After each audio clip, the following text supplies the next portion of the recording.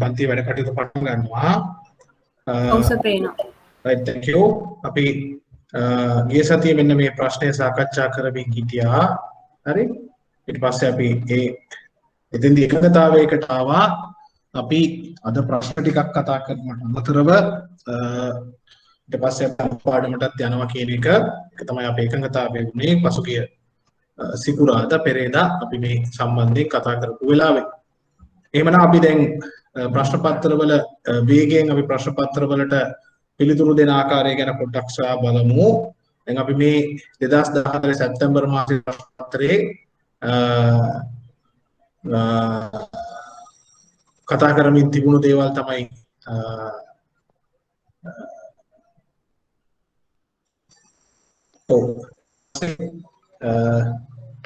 අපිට මූලික අවශ්‍යතා මොනවාද ආදී වශයෙන් අපි දේවල් සාකච්ඡා කරමින් ගියා. මම හිතනවා ඉදිරියට ප්‍රශ්න තියෙනවා වෙනස් ආකාරයේ ප්‍රශ්න දිහා දකිමු. මේ 2015 මාර්තු මාසයේ ප්‍රශ්නයක් තියෙනවා. 2015 ජනවාරි මාසයේ ඉදිරිපත් කළ අතුරු අයවැය පිළිබඳව ඒක ප්‍රශ්නයක් විදිහට ඉදිරියට වැදගත් වෙන්නේ නැහැ. මොකද මේ ප්‍රශ්නය ඒ වකවානුවට සාපේක්ෂව ඉදිරිපත් කරන ලද ප්‍රශ්නයක් නිසා. හැබැයි දැන් ඔන්න ඔයගොල්ලෝ නෝට් එකක් දාගන්න ඕන පුතා. හැමෝම නෝට් කරගන්න ඕන. මම chat box එකේ ලියනවා ඒ ගැන. හරි. අපිට මෙන්න මේ දේවල් පිළිබඳ අවධානය යොමු කරන්න ඕන. ඒ තමයි රජයේ අයවැය සම්බන්ධයෙන්. රජයේ අයවැය සම්බන්ධයෙන්. මොකද රජයේ අයවැය විසින් විවිධ අවස්ථාවල අයවැය ඉදිරිපත් කරන අවස්ථාවල අපි මේ ඉගෙන ගන්න විෂයට අදාළව බලපාන කරුණු පොලි අනුපාත ණය යෝජනා ක්‍රම විවිධ තීන්දුව තීරණ ආදිය රජය විසින් ගන්නවා. ඒ ගන්නා තීන්දුව ඉදිරිපත් කරනවා නැත්නම් යෝජනා කරනවා රජයේ අයවැය යෝජනාවක් විදිහට පාර්ලිමේන්තුවට. එතකොට මේ පාර්ලිමේන්තුවේ අයවැය සම්මත වීමෙන් පස්සේ ඒක රටේ නීතිය බවට නැත්නම් රටේ ක්‍රියාත්මක වෙන ක්‍රියාදාමයේ බවට පත් වෙනවා. දැන් මේ සම්බන්ධයෙන් අපේ දැනුම කොහොමද අපි වර්ධනය කරගන්නේ? මුදල් අමාත්‍යාංශයේ නැත්නම් රජයේ භාණ්ඩාගාරය කියන එක නැත්නම් ශ්‍රී ලංකාවේ මුදල් අමාත්‍යාංශයේ වෙබ් පිටුවට ගියාම වෙබ් අඩවියට ගියාම මම දැන් වෙබ් අඩවියට යනවා ඔයගොල්ලන්ට පෙන්නන්න මේක.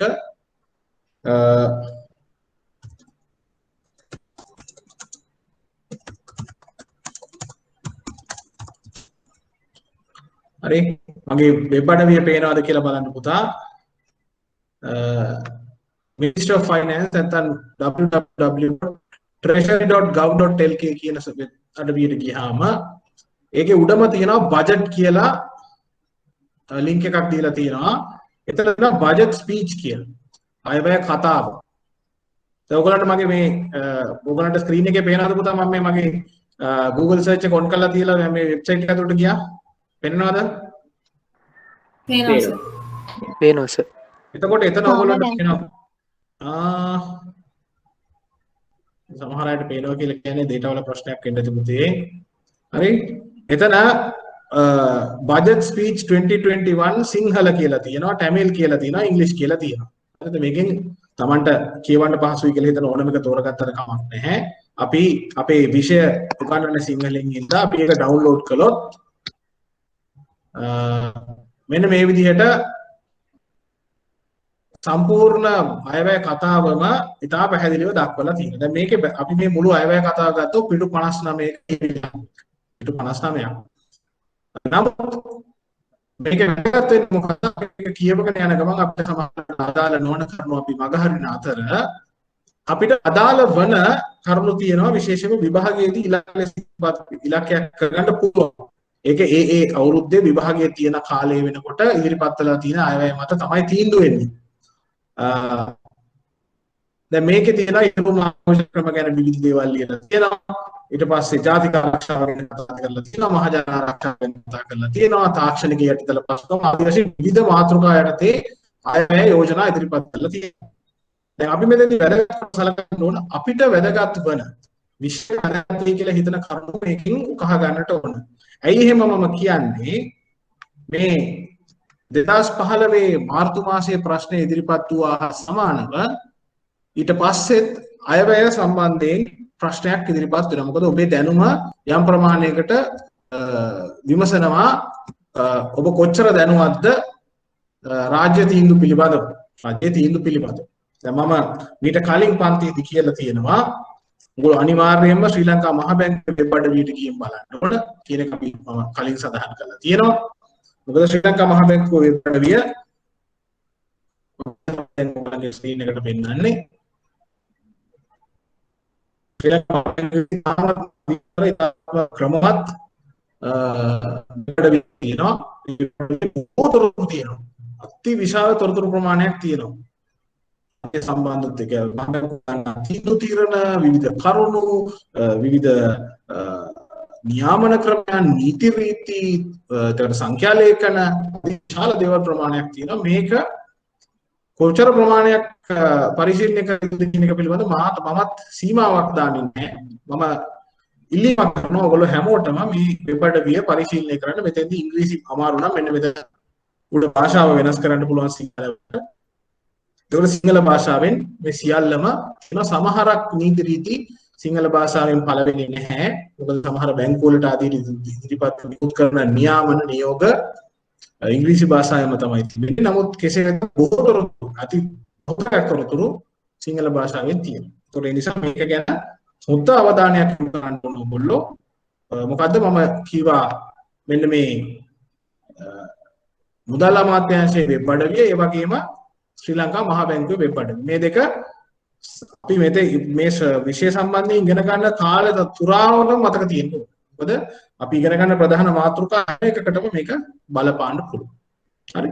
ඒ නිසා ඔන්න මම දැන්ම මතක් කරා බජට් ෆීස් එක 2021 ගේ බජට් ෆීස් එක දැන් මෙතන තියෙනවා.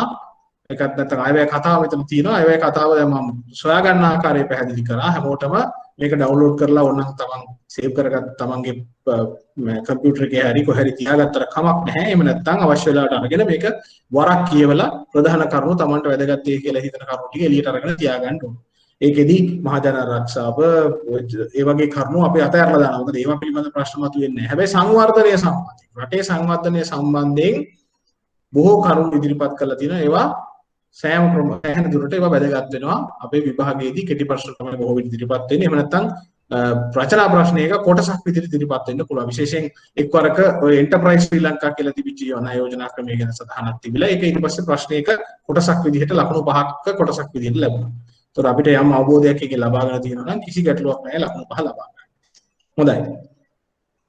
මම මේ විභාග ප්‍රශ්නයක් හරහා ඕගොල්ලන්ට යම් ප්‍රමාණයක දැනුමක් ලබා දුන්නා කොහොමද තොරතුරු ටික අවබෝධ කරගන්න රැස් කරගන්න. එතකොට අනිවාර්යයෙන්ම ශ්‍රී ලංකා මහ බැංකුවේ වෙබ් අඩවිය මුදල් අමාත්‍යාංශයේ වෙබ් අඩවියේ අයවැය කතාව කියන දෙක ගැන අවධානය යොමු කරන්න ඕනේ. මේ ප්‍රශ්නය අපි දැනට බලපාන විදිහට වෙනස් කරගත්තොත් 2015 කියන කතාව අමතක කරොත් එහෙම සුත්‍ර මූල්‍ය ණය සඳහා අය කළ හැකි උපරිම පොලි අනුපාතය කවුරු හරි පුතෙක් මට සඳහන් කරන්න කොච්චර සුත්‍ර මූල්‍ය සඳහා අය කළ හැකි උපරිම පොලි අනුපාතයක් රජය විසින් තීන්දුව කළා තියෙනවද කියලා මට කවුරු හරි උත්තරයක් ඕන.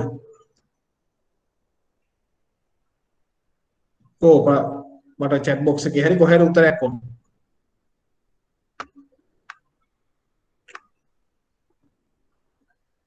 ප්‍රදීප් කියනවා 115යි කියලා. වෙන කවුරුත් වෙන මොනවා හරි ඊට වඩා වෙනස් උත්තර තියනවද පුතේ? වෙනත් උත්තර තියනවද? 115යි කියලා තමයි ප්‍රදීප් කියන්නේ. ප්‍රදීප පුතේ කොහෙන්ද ගන්න මූලාශ්‍රය කොහෙද?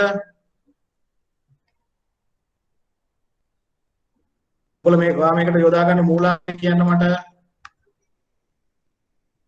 ඔයා කොහෙන්ද තොරතුරු හොයාගත්තේ කියන එක අපි අනිත් අයගේ දැනගැනීමත් සඳහා අපි ඒක යෝජනාව තොරතුරු අපි ලබා දෙමු.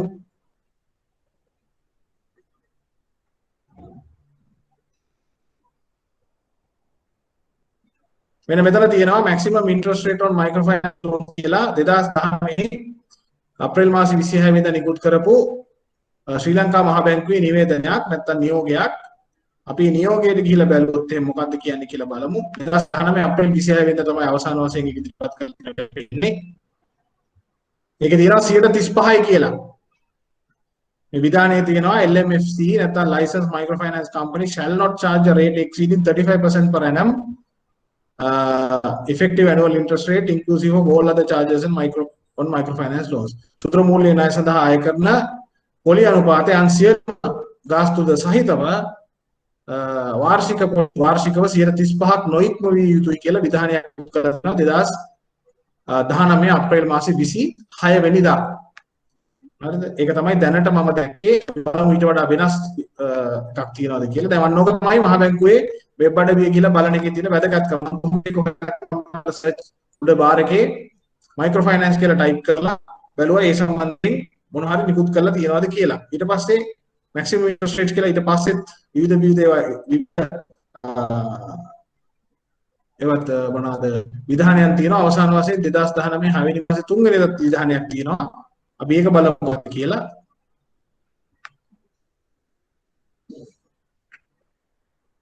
ඔය එතනක් තියෙන 135 කියලාම තමයි. එනවා 135 කියන එක තමයි දැනට හොයාගන්න පුළුවන්. පොතේ 15යි කියලා කවුද අපේ ඉන්දික පොතා කියපු එක තොරතුරු තියෙනවා නම් නිශ්චිතව තහවුරු කරන්න පුළුවන් මොකක් හරි විධානයක් තියෙනවා නම් ඒක ඉදිරිපත් කරන්න. හැබැයි අපි ශ්‍රී ලංකා මහා බැංකුවේ තොරතුරුත් එක්ක නිතරම අන්න ඔය විදිහට යාවත් කාලීන වෙන්න ඕන. හරි. යනවා විභාගීය ප්‍රශ්නයට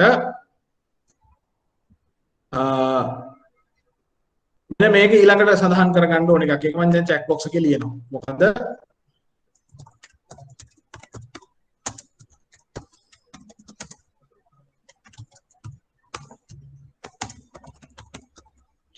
රාජ්‍ය පාර්ශවයෙන් ලබා දෙන ණය යෝජනා ක්‍රම.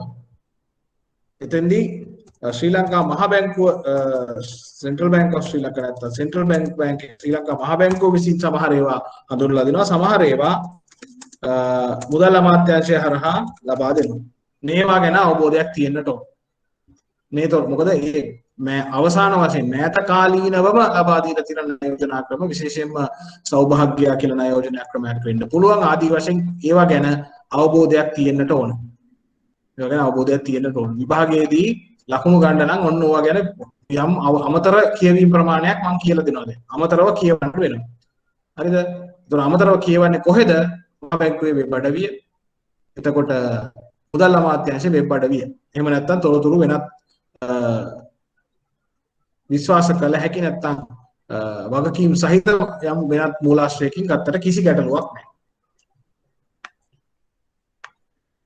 හොඳයි. දැන් මේ ප්‍රශ්නය මෙතෙක් කතා කරපු ටික ගැන මොනවද ගැටලුවක් තියෙනවද පුතා? දැන් අපි කීවා මහා බැංකුවේ ටික බලන්න ඕන අයවැය කතා බලන්න ඕන. ඊට පස්සේ රජය විසින් හඳුන්වා දෙන ණය යෝජනා ක්‍රම, මහා බැංකුවෙන් එන ණය යෝජනා ක්‍රම, මුදල් අමාත්‍යාංශයෙන් ණය යෝජනා ක්‍රම ආදී දේවල් ගැන හොයන්න ඕන කියලා. දැන් මේකේ ගැටලුවක් තියෙනවද මොන හරි? කොමඩ පන්තියේ ළමයි කතා කරන්න ඕන අද තාම එකතු වෙනවද රෝ ටික? තවත් එකතු වෙමින් ඉන්නේ. මොන හරි ගැටලු තියෙනවද? මොනවා හරි ගැටලුවක් තියෙනවද අපිට ඉස්සරහට යන්න පුළුවන්? කොහාට මම ඇහෙනවද? ශානක මට ශානකගේ නම තමයි උඩින්ම පෙනෙන්නේ. මම ඇහෙනවද පුතේ? ඇහෙනවා සර්. right. මොන හරි ගැටලුවක් තියෙනවද ඉදිරිපත් කරන්න? ඔව් කියන්න පුතා. සර් අපේ මහා බැංකුව විසින් හඳුන්වා දීලා තියෙන ණය යෝජනා ක්‍රම ටික පොඩ්ඩක් ආයෙ කියන්න පුළුවන්ද? දැනට පුතා මෙහෙම දැනට මම දන්න ආකාරයට තියෙන සෞභාග්‍ය ණය යෝජනා ක්‍රමය විතරයි. ඒ ඇරෙන්න ශ්‍රී ලංකා මහා බැංකුවෙන් වෙනත් ණය යෝජනා ක්‍රම මොනවද ක්‍රියාත්මක වෙනවා කියලා දැනට නම් මගේ අවබෝධය නැහැ. කවුරු හරි දරුවෙක් ඉන්නවා නම් ඒ තව වැඩිපුර දෙයක් දන්න දරුවෙක් ඉන්නවා නම් කියන්න.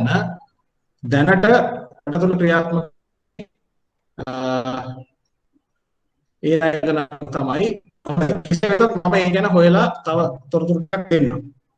හරිද? මොනවද රජය හා මහා බැංකුව විසින් මෙතෙක් මේ වෙනකොට හඳුන්වලා දීලා තියෙන ණය යෝජනා යම් ප්‍රමාණයකට තොරතුරු ටිකක් අවශ්‍ය වෙයි. මම ඒක හොයලා දෙන්න. හොඳයි.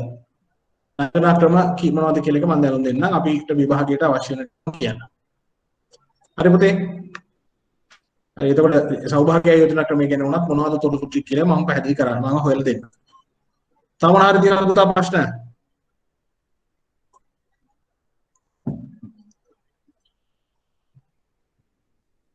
තමුණ හරි ප්‍රශ්න ඉදිරිපත් කරන්න තියෙනවද? හොඳයි. අපි යනවා ඊළඟ ප්‍රශ්නේ බලන්න. මොකද්ද ප්‍රශ්නේ කියලා බලමු. මේ තියෙන්නේ ඒවකට විතිවිච්ච විභාග උත්තරය 2016 මාර්තු ප්‍රශ්නයක් තියෙනවා. දැන් මම උත්තර බලාපොරොත්තු වෙනවා. බලමු. ශුද්‍ර මූල්‍ය යනු දුප්පත් අයගේ ව්‍යවසායක හැකියාවන්ට ගැළපෙන ආකාරයට සැලසුම් කළ මූල්‍ය පහසුකම් සැපයීම තුළින් දුප්පත්කම අඩු කිරීම සඳහා උපයෝගී කරගත හැකි ඵලදායී උපකරණයකි. එහෙත් එවැනි ශුද්‍ර මූල්‍ය වැඩසටහන් මහජනයාගේ ඉමහත් දෝෂ දර්ශනයට ලක්වන සුළුය. ශුද්‍ර මූල්‍ය ක්‍රමයක තිබිය යුතු අත්‍යවශ්‍ය අංගයන් මොනවාද? ශුද්‍ර මූල්‍ය ක්‍රමයක තිබිය යුතු අත්‍යවශ්‍ය අංගයන් මොනවාද?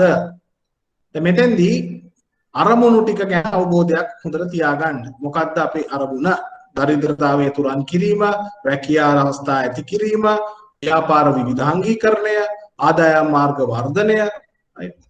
ඊට අමතරව අපිට ඕන නම් එකතු කර හැකි මූල්‍ය අන්තර්ගත භාවය වර්ධනය කිරීම, මූල්‍ය සාක්ෂරතාවයේ ඉහළ නැංවීම වගේ දේවල් ගන්න පුළුවන්. මම ආයෙ කියනවා. ශුද්‍ර මූල්‍ය ක්‍රමයක තිබිය යුතු අත්‍යවශ්‍ය අංගයන්. අත්‍යවශ්‍ය. අපි අංක 1ට යමු. මූල්‍ය සැපයීම එහෙම නැත්නම් අත්‍යවශ්‍ය මූල්‍ය ප්‍රාග්ධනයේ සැපයීම හරි සාධාරණ පොලි අනුපාතය යටතේ සැපයීම.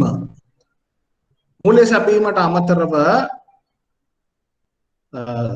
ශුද්‍ර මූල්‍ය ශාස්ත්‍රයේ ශුද්‍ර කර්මාන්තවල වර්ධනයට බලපාන මූල්‍ය අන්තර්ගත භාවය වර්ධනය කිරීම, මූල්‍ය සාක්ෂරතාවයේ ඉහළ නැංවීම, දරිද්‍රතාවය තුරන් කිරීමට සහාය වීම නැත්නම් දරිද්‍රතාවය තුරන් කිරීමට මෙවලමක් ලෙස භාවිත කිරීම, රැකියා අවස්ථා ඇති කිරීමට දායක වීම, ඊළඟට දුප්පත්කම නැති කිරීම, රැකියාව පවතින ව්‍යාපාර වර්ධනයට හා විවිධාංගීකරණයට උපකාර වීම නැත්නම් සහාය වීම. ඊළඟට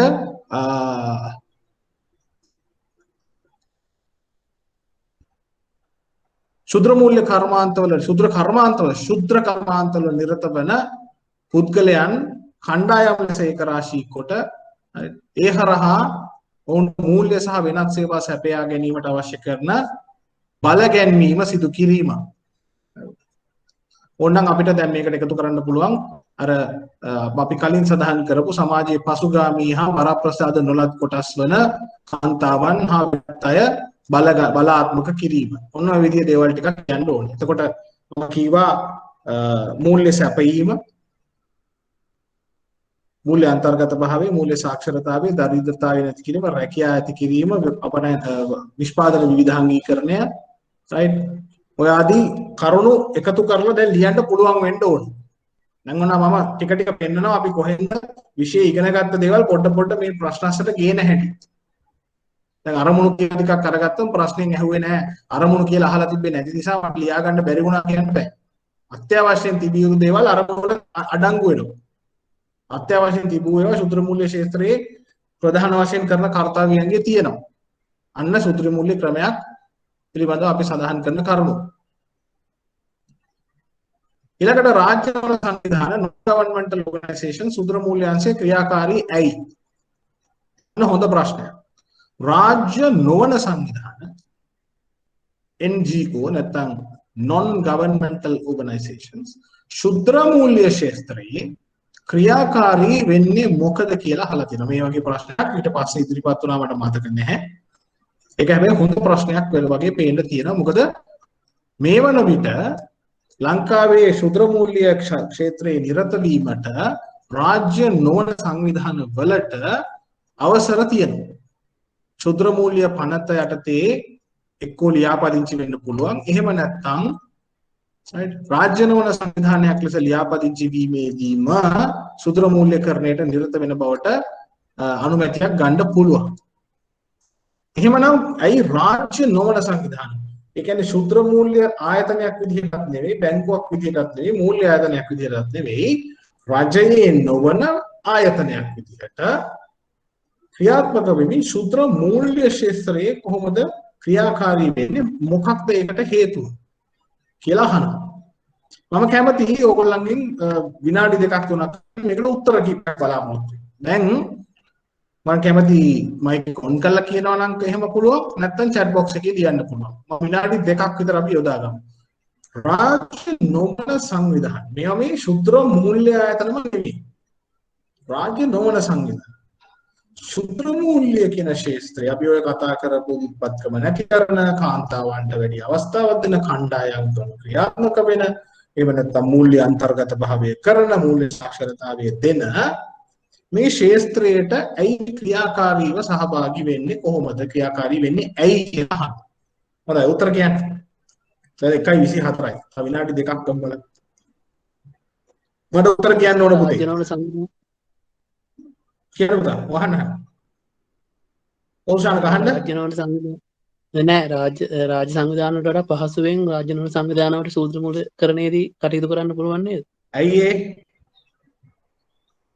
පිළිගන්නවා හොඳයි වා කියන එක පිළිගන්න. ඇයි කියලා කියන්නේ පුතේ? ඊට වඩා හොඳට කරන්න පුළුවන් ඇයි? ඒ කියන්නේ රාජ්‍ය දැන් බැංකුවක් ගත්තොත් බැංකුවකේ සමේ ශුද්‍ර මූල්‍යකරණයේ නිරත ජනතාව අතරට යන්න අමාරුයි. රාජ්‍ය නොවන සංවිධානවලට පරමාර්ථය ගොඩක් ඒ ශුද්‍ර මූල්‍යකරණය නැති කිරීම නම් එයාට ඒ සමාජයට පහසුවෙන් ගමන් කරන්න පුළුවන් නේද ගම් වලට ගිහින් අය කියන ඒවා. ශුද්‍ර මූල්‍ය අවශ්‍ය වෙන නැත්නම් ශුද්‍ර මූල්‍ය ඵල ලැබිය යුතු ප්‍රතිඵල ලැබිය යුතු ඵල ප්‍රයෝජන ලැබිය යුතු සමාජ කොටස් ජන කොටස් සහ ආර්ථිකයේ කොටස් වලට ළඟා වීමට රාජ්‍ය නොවන සංවිධාන වලට පහසුයි අන් ආයතන වලට වඩා. ඒ නිසා උන්ට රීච් එක එහෙම නැත්නම් දිගුව උන්ගේ ඒ ක්ෂේත්‍ර වලට යොමු වීම අන් අයට වඩා පහසු නිසා ක්‍රියාකාරී වෙනවා. හොඳ කාරණාවක්. එකක් අපි පිළිගන්න. එකයි. තව එකක් කියන්න chat box එකේ උත්තර කියන්නකෝ දැන් අද පන්තියේ දරුවෝ ටික දැන් ඕක දැන් තාමත් එකතු වෙනවා දරුවෝ. කියන්න තව එකක් ඔව් රාජ්‍ය නොවන සංවිධානය. රාජ්‍ය ඔව් කියන්නේ ලක්ෂේ. රාජ්‍ය නොවන සංවිධානවල අරමුණු ලාභ ලැබීමම නෙමෙයි නිසා ඒක හොඳයි. හොඳයි. රාජ්‍ය නොවන සංවිධානවල අරමුණ ලාභ ලැබීමම නොවන නිසා ඔව් නිසා ඔව් ඊට ටික ලාභ ලැබීමම නොවන නිසා ඒ ශුද්ධ මූල්‍ය අරමුණු ඉෂ්ට කරගන්න ලේසි ඒගොල්ලන්ට. හොඳයි පිළිගන්නවා. ඒක කියන්නේ රාජ්‍ය නොවන සංවිධානයක් ලාභ ලැබීම කියන අරමුණට වඩා සේවා සැපයීම කියන අරමුණින් ක්‍රියාත්මක වෙන නිසා එයට ශුද්ධ මූල්‍ය කියන ශාස්ත්‍රය තුළ විධිමත් සාධාරණව ක්‍රියාත්මක වෙන්න පුළුවන්. ඒ නිසා ක්‍රියාකාරීව කටයුතු කරන්න පුළුවන් කියලා යෝජනා කරනවා පිළිගන්නවා. කවුද ලහිරුත් උත්තරයක් දෙන්න ගියා? ලහිරුලා දෙන්න මට කියන්නුනේ ඒකම තමයි සර්. මොකද එක අරමුණයි සාමාන්‍ය බැංකු වලට වඩා සුද්ධ මූල්‍යයක් කරන ආයතන වල තියෙන එක අරමුණයි. ඒකින්ද යාලට මුළු කාලයම ඒ සඳහා යොදවන්න පුළුවන් විදිහට යාලට අවශ්‍ය එකතු කරනවා අපි ලහිරුගේ උත්තරෙත් එකතු කරනවා රාජ්‍ය නොවන සංවිධානයකට තමන්ගේ ශුද්‍ර මූල්‍ය ඉලක්කය වෙත වඩා හොඳින් නාභිගත වෙන්න පුළුවන්. නැත්නම් ඒ වෙලින් කැප වෙන්න පුළුවන් වෙනත් සංවිධානයකට හෝ විධිමත් බැංකුවකට වඩා. මොකද ඒ වගේ විධිමත් බැංකුවකට රාජ්‍ය සංවිධානයක පරිචය විශාලයි. නැත්නම් මෙහෙයුම් පරිමාණය විශාල නිසා රාජ්‍ය නොවන සංවිධානයකට ඒ අදාළ කටයුත්ත වෙත වඩා හොඳට අවධානය යොමු කරන්න පුළුවන්. ඒ වෙනුවෙන් තීක්ෂණ ලෙස කටයුතු කරන්න පුළුවන්. පිළිගන්නවා. ඊට පස්සේ මාතලි කියන NGO වලින් ගොඩක් සමාජීය ගැටලු හඳුනනවා. very good. රාජ්‍ය නොවන සංවිධානයකට ක්‍රියාකාරී වෙන්න පහසුයි. මොකද ඔවුන් මේ ශාස්ත්‍රය තුළ ශුද්ධ මූල්‍ය අපේක්ෂා කරන ශාස්ත්‍රය තුළ තියෙන ගැටලු වේ හඳුනා ගැනීමේ හැකියාව අන් අයට වඩා වැඩි. ඒ නිසා ඔවුන්ට ක්‍රියාකාරීව කටයුතු කරන්න පුළුවන්. මම ඒක පිළිගන්නවා. හොඳ උත්තරයක්. අහින් කියනවා I tried to join the class at 1 PM but now only they have accepted the invitation. මම ඒක දන්නේ නැහැ පුතේ මම කරේ accept කරලා අහින් මට ඒක උත්තරයක් දෙන්න.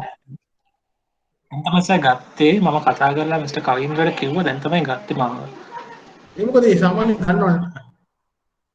try කරා හරි ගියේ නෑ සර් කියලා. හරි. ඔයාලට මිස්ුන් නැහැ පුතේ ගොඩක් කමක් නැහැ ඉස්සරහට යන් කතා කරගෙන. ඉන්දුවරි නේද? අමා ඉන්දුවරි. not considered for crib status. උත්තරේ නම් හොඳයි. උත්තරේ අපිට ලියන්න පුළුවන් එක තමයි වැඩි. ශුද්‍ර මූල්‍ය ශාස්ත්‍රයේ ක්‍රියාකාරී වෙන්න අපි ණයතොරතුරු කාර්යාංශයට තොරතුරු ලබා ගැනීමේ තොරතුරු සම්බන්ධ නොවීම කියන කාරණාව එකතු කරන එක හරිද කියන එක තමයි මගේ තියෙන ගැටලුව. මම උත්තරයක් විදිහට ඒක අහක දාන්නත් අකමැති, පැත්තකට දාන්නත් අකමැති. මොකද ඒ කියන කතාවේ ඇත්තක් තියෙනවා. නමුත් අපි පුතා කවුද? අමා ඉන්දිවරි වික්‍රමසිංහ නේද? චුට්ටක් ඉන්න පොඩි වෙලාවකට පැත්තකින් තියමු. හරි උත්තරය අහක දැම්මේ නැහැ.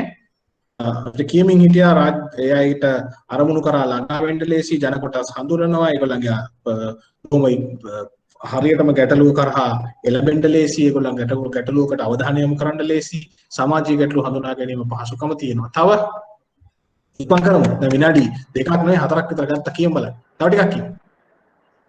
සාමාන්‍ය රජයේ ආයතනයක් හරි වෙන පෞද්ගලික ආශ්‍රයකින් බැංකුවක් වගේ දෙයක් ඔය සුද්ධ මූල්‍ය කරනකොට ඒකට අවශ්‍ය ප්‍රාග්ධනය යාලගේ සමස්ත අයවැයෙන් තමයි වෙන් කරන්න වෙන්නේ.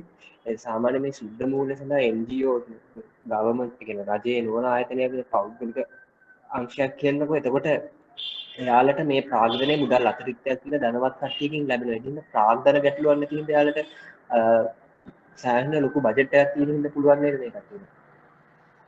අපි මම ඒක පුතා කියප එක මම පිළිගන්නගෙන මම ඒකට කරුණු එකතු කරලා අපි දෙක එකගතාවයකට කියන්නේ ප්‍රාග්ධනය සපයා ගැනීමේදී රාජ්‍ය වෙනත් විධිමත් ආයතනයකදී ප්‍රාග්ධනය වෙන් කර ගැනීමේ ගැටලු මතුවෙන්න පුළුවන්. නමුත් රාජ්‍ය නොවනකට ඊට පහසුවෙන් කරන්න පුළුවන් කියන එකට තවපොඩක් අපි ඉවරක් ඉස්සරහට කියනවා. රාජ්‍ය නොවන සංවිධානයකට බොහෝ රාජ්‍ය නොවන සංවිධාන විදේශීය අරමුදල් ආදී මත ක්‍රියාත්මක වෙන ඒවා. ඒ නිසා දේශීය වශයෙන් අරමුදල් රැස් කිරීමට වඩා සුත්‍ර මූල්‍ය ශාස්ත්‍රය වෙනුවෙන්ම වෙන් කරන ලද ප්‍රාග්ධනය රැස් කර ගැනීමට උන්ට හැකියාව තියෙනවා. විශේෂයෙන්ම ඉතා අඩු පිරිවැයකට. ඉතාම අඩු පිරිවැයකට. මොකද සමහර විට ඒවා අඩු පොලි ණය විදිහට ලැබෙන, සමහරට පරිත්‍යාග සහ ආධාර විදිහට ලැබෙනවා. ඒ නිසා මේ අරමුදල් පිරිවැය දෙකකින් පුළුවන්. ඒ අනුව සුත්‍ර මූල්‍ය ශාස්ත්‍රය තුළ වඩා සාධාරණ පොලි අනුපාත යටතේ සක්‍රියව ක්‍රියාත්මක වෙන්න අවස්ථාව ලැබෙනවා කියලා මම පොඩ්ඩක් වැඩේ තව පොඩ්ඩක් ඒකට අයිසිං දාලා හැදුවා. ඊට පස්සේ ඉන්දික කියනවා බැංකුවකට ලොකු cost and high risk එකක් වීම. ඔව් මෙහෙම එකක් වෙනවා. සුද්ධ මූල්‍ය ශාස්ත්‍රය තුලට අවශ්‍යයි මම ඒක ඉන්දිකගේ කතාව තව පොඩ්ඩක් ආයෙකත් උත්තරයකට හදනවා. සුත්‍ර මූල්‍යකරණයට සුවිශේෂී දැනුම් සමහරයක් අවශ්‍යයි. සුවිශේෂී කුසලතා සහ දක්ෂතා ප්‍රමාණයක් අවශ්‍යයි සුත්‍ර මූල්‍ය ක්ෂේත්‍රයේ නිරත වෙන නිලධාරීන්ට. ඒ දැනුම සාමාන්‍ය බැංකු නැත්නම් මූල්‍ය ආයතන සහ වෙනත් ආයතන තුල විශේෂයෙන් වර්ධනය කළා නෑ. මොකද බැංකු සහ මූල්‍ය ආයතන වල ඒවා වර්ධනය කළා තිබෙන්නේ ඒ අය නිරත වෙන ව්‍යාපාරය සඳහා. සුත්‍ර මූල්‍ය සඳහා අවශ්‍ය වෙන දැනුම අර මුලින්ම කිව්වාර ජනතාවගේ ගැටලු හඳුනා ගන්න ලේසි කියන තැන ඉඳලා ඒ අපි කියන ස්කිල් සෙට් එකක් කියලා. යම් කිසි නිශ්චිත දැනුම් කුසලතා ප්‍රමාණයක් තියෙන සුත්‍ර මූල්‍ය ක්ෂේත්‍රයේ ඉඳලා. එය පහසුවෙන් ලබා ගන්න පුළුවන් රාජ්‍ය නොවන සංවිධානයකට. ඒ නිසාවෙන් ඒ අයට අඩු අවදානමක් අඩු පිරිවැයක් සහිතව ඒ කටයුත්ත කරන්න පුළුවන්. බැංකුවක් හෝ මූල්‍ය ආයතනයක් හෝ රජයේ වෙනුවෙන් ක්‍රියාත්මක වෙනවා නම් ඒ වෙනුවෙන් සුවිශේෂී ආයතන, සුවිශේෂී ව්‍යුහ, සුවිශේෂී මෙහෙයුම් කරන්න වෙනවා. ඒවා වියදම් අධික වෙන්න පුළුවන්. ඊළඟට ලයිරු කියන රටවල් අතර අන්‍යෝන්‍ය සහෝදරත්වය වර්ධනය කිරීමට රාජ්‍ය නොවන සංවිධාන සුත්‍ර මූල්‍ය ක්ෂේත්‍රය තුළ ක්‍රියාකාරීයි කියන ප්‍රශ්නෙට තමයි පුතේ උත්තරය හොයන්නේ. මේක කොහොමද ගලපගන්නේ කියන එක මට ගැටලුවක් තියෙනවා. මේ පුතා දීපු උත්තරේ ලහිරු ජයවීර. අපේ ලහිරුලා දෙන්නගෙන් අනිත් එක්ක. ලහිරු පුළුවන් කෝ ජයවීර ලහිරු පුත්‍රය දෙන්න හදපු එක පැහැදිලි කරන්න පුතේ. මයික් එක ඔන් කරලා පැහැදිලි කරන්න. මොකද කියන්න උත්සාහ කරන්නේ කියලා. ධනවාදී රටවල් වලින් ධනය නැති රටවල් වලට අන්‍යෝන්‍ය සුහදත්වය මගින් ඒ දරිද්‍රතාවයේ පිටු දකින්න ඒගොල්ලොන්ට මූල්‍යමය උපකාර කිරීම සම්බන්ධයි. හරි. අන්න ඒක එහෙනම් අපි සම්බන්ධ කරමු අමුදල් සපයා ගැනීම කියනකට. අමුදල් සපයා ගැනීමේදී පරිත්‍යාග නැත්නම් දරිද්‍රතාවය පිටු දැකීම සඳහා වමනාවෙන් කටයුතු කරන ධනවත් නැත්නම් අරමුදල් වලින් සරු අරමුදල් අතිරික්ත තිබෙන රටවල් සංවිධාන වලින් ලැබෙන සහයෝගය නිසා මේක ක්‍රියාකාරීව වැඩ කරන්න ලේසි රාජ්‍ය නොවන සංවිධානයකට කියලා ගමු. එතකොට අපි දැන් ඒ වගේ කරුණු 7-8ක් සාකච්ඡා කරා, හොඳ කරුණු 7-8ක් සාකච්ඡා කරා. අන්න විභාගයකට උත්තරයක් ලියනකොට ගැටලුවක් මතුවෙන්නේ නැහැ. ඔන්න ඔහොම තමයි උත්තර හදාගන්නේ. අපි පිළිවෙලකට හිතන්න පුළුවන්. විභාගයේදී සමහරට ප්‍රශ්න අහලා තියෙන්නේ අපිට විශේෂ කර්ම විදිහට එකපාරටම අහවල් දෙන්නේ නැහැ. මූල්‍ය අන්තර්ගත කරන්නේ කියලා කෙලින්ම අහලා නැහැ. මූල්‍ය සාක්ෂරතාවය කියලා කෙලින්ම අහලා නැහැ. මූල්‍ය අරමුණු කියලා කෙලින්ම අහලා නැහැ. නමුත් අපිට අපේ දැනුම පාවිච්චි කරලා අපි එදිනෙදා අපිට කතා කරන අපිට නැත්තම් අපි කියව පතක් බලලා ඒ ධනවාගත දැනුම මේ විභාගයේදී උත්තර දෙන්න පුළුවන්. හරි. මම ඒක පෙන්නන්නයි ඔයගොල්ලන්ට මේ ප්‍රශ්නෙට ටිකක් ගත්තේ. මම විනාඩි 2ක් කිව්වට විනාඩි 2කට වඩා සෑහෙන වෙලාවක් ගන්න වුණා. අපි ඉක්මනට කියමු තව එකක්. වැදගත් සුදුමූල්‍ය සැපයුම් කරුවෙකු ලෙස සමුද්‍ර දිවිනැගුම් බැංකුවලට ඉදිරියට පැමිණිය හැකි කෙසේද? මේක මේ ප්‍රශ්නෙට සාපේක්ෂව හදපු එකක් වෙන්නේ නැති. නමුත් රාජ්‍ය මගින් සුදුමූල්‍ය වෙනුවෙන් විශේෂිත ආයතනයක් හැදුවාම ඒකට සාර්ථකත්වයට පැමිණෙන්න පුළුවන් හේතු මොනවද කියලා තමයි අහන්නේ. සුදුමූල්‍ය සැපයුම් කරුවෙකු ලෙස අපි සමුද්‍ර දිවිනැගුම කියන එක අමතක කරමුකෝ. රාජ්‍ය වශයෙන් හදපු නිශ්චිතව නිර්මාණය කරපු ආයතනයක් හිතමු. ඒ අයට කොහොමද ඉදිරියට පැමිණෙන්න පුළුවන්? එයාට රාජ්‍ය උපදෙස් සහ රජයේ හැකියාව රජයේ උපදෙස් රජයේ රැකවරණය තියෙනවා. ඊට පස්සේ රජයට හරහා විශේෂිත බලතල ලබා ගන්න පුළුවන්. රජයෙන් ලැබෙන විශේෂිත බලතල. ඊළඟට රාජ්‍ය ආරක්ෂාව නැත්නම් රජය පිළිබඳ රාජ්‍ය ආයතනයකට තියෙන පිළිගැනීම සහ විශ්වාසය කියන එක තියෙනවා. ඒ නිසා එයාට ක්‍රියාත්මක වෙන්න පහසුයි. ඊළඟට ව්‍යාප්ත වෙන්න රාජ්‍ය වශයෙන් ලැබෙන උදව්. ව්‍යාප්ති සමාදන් සමුද්‍ර බැංකුව ගත්තොත් සමුද්‍ර බැංකුවට ව්‍යාප්ත වෙන්න රජය මගින් ලබා දෙන පහසුකම්. ඊට පස්සේ වෙනත් රාජ්‍ය ආයතනවල සේවාවන් ලබා ගැනීම ඇති හැකියාව විශේෂයෙන්ම ප්‍රාදේශීය ලේකම් කාර්යාල, තැපැල් කන්තෝරුව, ඊළඟට රජයේ වෙනත් අපි කාර්මික සංවර්ධන මණ්ඩලය වගේ මේවාගේ වෙනත් විවිධ රාජ්‍ය ආයතනවල සහාය ලබා ගන්න පුළුවන්. සුදුරු මූල්‍ය සැපයුම් කරුවෙකු ලෙස සේවාවන් දෙන්න. ඊළඟට රජය මගින් රාජ්‍ය මැදිහත් වීම මගින් අරමුදල් ලබා ගන්න පුළුවන්. එතකොට ඒකට ඒ හරහා විශාල පිරිවැය අඩු පිරිවැයකට ප්‍රාග්ධනය සපය ගන්න පුළුවන්. ඒ වගේම රාජ්‍ය කළමනාකරණ නැත්නම් රජය සතු විශේෂිත කළමනාකරණ සහ පරිපාලන හැකියාව යොදා ගන්න පුළුවන්. සුදුරු මූල්‍ය ආයතනයක් විදිහට රාජ්‍ය සමුද්‍ර බැංකුවට. ඒ වගේම රාජ්‍ය පරිපාලන ක්‍රමවේදය දිස්ත්‍රික්ක ලේකම් කාර්යාල, ප්‍රාදේශීය ලේකම් කාර්යාල, ඊට පස්සේ ග්‍රාම සේවක නිලධාරීන්, වෙනත් රජයේ ග්‍රාමීය මට්ටමේ නිලධාරීන්, ඊට පස්සේ රජයට සම්බන්ධ වෙනත් විවිධ ආයතන මේ ක්‍රියාවලියේ සමුද්‍ර බැංකුව විතරක් ගත්තොත් එයා විතරක් නෙවෙයි අනිත් සියලුම අයව මේකට දායක කරගන්න පුළුවන්. ඒ හැකියාව අනිත් අයට නැහැ. ඒ නිසාටත් ඉදිරියට පැමිණෙන්න විදා ඉඩකඩක් තියෙනවා. මෙතනදී පුළුවන් තරම් රාජ්‍ය යාන්ත්‍රණයේ ඇති හැකියාව ගැන සාකච්ඡා කරන්න. හරිද? මොකද රාජ්‍ය ආයතනයක් විදිහට සමුද්‍ර දිවිනැගුම කියන එක නම් මම හිතා දැන් මම දකින්නේ නැහැ. සමුද්‍ර බැංකුව තවදුරටත් ක්‍රියාත්මක වෙනවා. ඒ නිසා රජයේ පරිපාලන හැකියාව, රජයේ විශ්වාසනීයත්වය, රජයේ අරමුදල් ලැබීම, වෙනත් රාජ්‍ය ආයතනවල සහාය ලබා ගැනීම, රජයේ පරිපාලන ක්‍රමවේදයේ පහසුව ලබා ගැනීම, රජය පිළිබඳ ජනතාව දරන විශ්වාසනීය භාවය මේ කරුණු මත සාර්ථකත්වයට පැමිණෙන්න පුළුවන්. ඊළඟට ශුද්‍ර මූල්‍ය කටයුතු පිළිබඳ නියාමනයට සාමාන්‍යයෙන් රටක් යුතු ප්‍රධාන අංගයන් මොනවද? අපි මේ ගැන කතා කරමු. මොනවද ශුද්‍ර මූල්‍යවලදී නියාමනයට ලක් වෙන්න උවමනා? හරි. අපි කතා කරමු. ශුද්‍ර මූල්‍ය සපයන ආයතන ව්‍යුහය. ආයතනයේ සහ ආයතනයේ ව්‍යාපදිංචි, ආයතනයේ ව්‍යුහය, ආයතනයේ ක්‍රියාකාරීත්වය හරි ඒ සියල්ල නියාමනයට ලක් විය යුතුයි. මොකද එහෙම නැත්නම් ඒ ආයතන ඇතුලේ විකාර ඉස්සුන වැඩ කරන්න ගන්නවා. අපි ගැන කතා කරමු. ශුද්‍ර මූල්‍ය ලබා දෙන ණය ප්‍රමාණය. අත්‍යවශ්‍ය ණය ප්‍රමාණය නැත්නම් අත්‍යවශ්‍ය මූල්‍ය ප්‍රමාණය පමණක් ලබා දෙන්න ඕන. අනවශ්‍ය ලෙස මූල්‍ය සැපීම නවත්වන්නට ඕන. ඒ වගේම මූල්‍ය අත්‍යවශ්‍ය ප්‍රමාණයට වඩා අඩුවෙන් සැපීමත් නොකළ යුතුයි. ඒ කියන්නේ නියාමනයක් තිබිය යුතුයි. ඊළඟට පොලි අනුපාතය. ශුද්‍ර මූල්‍ය නැත්නම් පොලි අනුපාතය අධික ලෙස ඉහළ දැමීමෙන් ශුද්‍ර මූල්‍ය ලබා ගන්න අය අපචිතපත් වෙන්න පුළුවන්. ඒ නිසා පොලි අනුපාතයේ නියාමනයට ලක් විය යුතුයි. දැනට අපි මේ දැක්ක අර 135කට වගේ ප්‍රමාණයකට යම් ප්‍රමාණයකට නියාමනයට ලක් විය යුතුයි. ඊළඟට ණය ලබා දුන්නාම ණය ලබා දීමට ගෙවන ණය ගෙවීමට ලබා දෙන කාලය ණය ගෙවන රටාව පිළිබඳව නියාමනයක් තිබිය යුතුයි. කෘෂිකර්මාන්තයට සපයනවා නම් ශුද්‍ර මූල්‍ය කෘෂිකාර්මික ආදායම ලැබෙන්නේ එක කන්නයකින් සිට තවත් කන්නයකට නම් එක් කාල සීමාවකින් පස්සේ තවත් කාල සීමාවක නම් ඒ සඳහා නිශ්චිත ක්‍රමවේදයක් සැකසිය යුතුයි. ඊළඟට ණය අය කර ගැනීමේ ක්‍රමවේද ඒ සඳහා නිශ්චිත නීති රීති මාලාවක් උපදේශ මාලාවක් තිබිය යුතුයි. ණය අය කර ගැනීම නැත්නම් ආපසු ගෙවා ගැනීමට නොහැකි අවස්ථාවලදී මේ ණය ප්‍රතිව්‍යුහගත කරන්න ප්‍රතිලේඛනගත කරන්න නැවත සකස් කර ගන්න අවශ්‍ය ප්‍රතිපාදන නියාමනයට ලක් විය යුතුයි. එහෙම නොවුනොත් එහෙම අගතිගාමී ලෙස ණය අය කරගන්න උත්සාහ.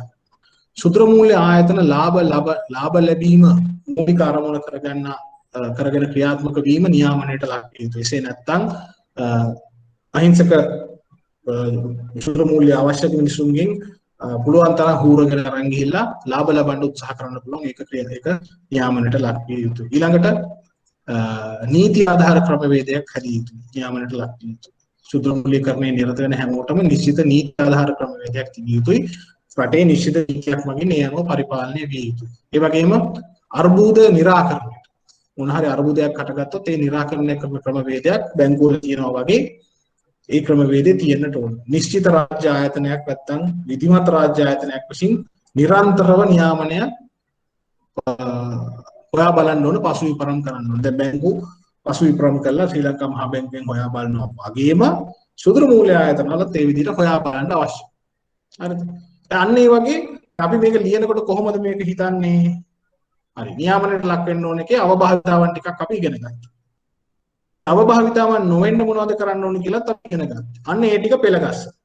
ඊට පස්සේ අපි හිතනවා හොඳයි. හොඳ බැංකුවක කොනවද වෙන්නේ? එහෙනම් මේ හොඳ බැංකුවක වෙන ටික වගේ දෙයක් මේකෙත් වෙන්න ඕන කියලා අපි හිතනවා. ශුද්‍ර මූල්‍ය ලබා ගන්න කෙනාගේ පැත්තෙන් මොනවද වෙන්න පුළුවන් අවාසි ටික. ඒ ටික හිතලා එහෙමනම් ඒ අවාසි නොවෙන්න නම් නියාමනය කරන්න ඕනේ කියලා හිතලා කරුණු 7ක් 8ක් ලියන්න ඕනේ. ශුද්‍ර මූල්‍ය සපයන ආයතන ගැන, ණය පොලි ගැන, ණය ප්‍රමාණය ගැන, ණය ගෙවන කාලය ගැන, සුරැකුම් මට අමතක වුණා සුරැකුම් ගැන, ඊට පස්සේ ණය අය කරගන්න ක්‍රමවේද ගැන, නීති රීති ගැන අන්න ලියාගෙන යනවා. ඒක කරුණක් කියලා ඒක පැහැදිලි කරන්න තව සමහරට වාක්‍ය දෙකක් අපිට ලියන්න. වකුණු 5ක් ගන්න ඕන. ඒ නිසා යම් ප්‍රමාණයක් ඔයගොල්ලෝ උත්තරේ ලියන්න ඕන. මෙහෙම එක ඉරකින් ලිව්වා කියලා ලකුණ ලබා ගන්න සමහරට බැරි වෙයි. මොකද අපිට මේ නිශ්චිතවම අපේ අතින් ලියෙන්නේ නැහැ සමහර වචන. එතකොට අපි ඒක වාක්‍යයකින් දෙකකින් පැහැදිලි කරන්න. ඒ කරුණු වශයෙන් ඡේද ලියලිය යන්න එපා. ඡේද ලියන්න එපා. මම පැහැදිලි නැවතත් කියනවා. කරුණක් ලියන්න, එක කරුණක් ලියලා ඒක අවසන් කරලා ඒකට උදාහරණයක් තියෙනවා නම් දාලා ඊට පස්සේ ඊළඟ කරුණට යන්න. හරිද? මේ ප්‍රශ්නේ ගැන ගැටලු තියෙනවද කතා කරන්න බලන්න.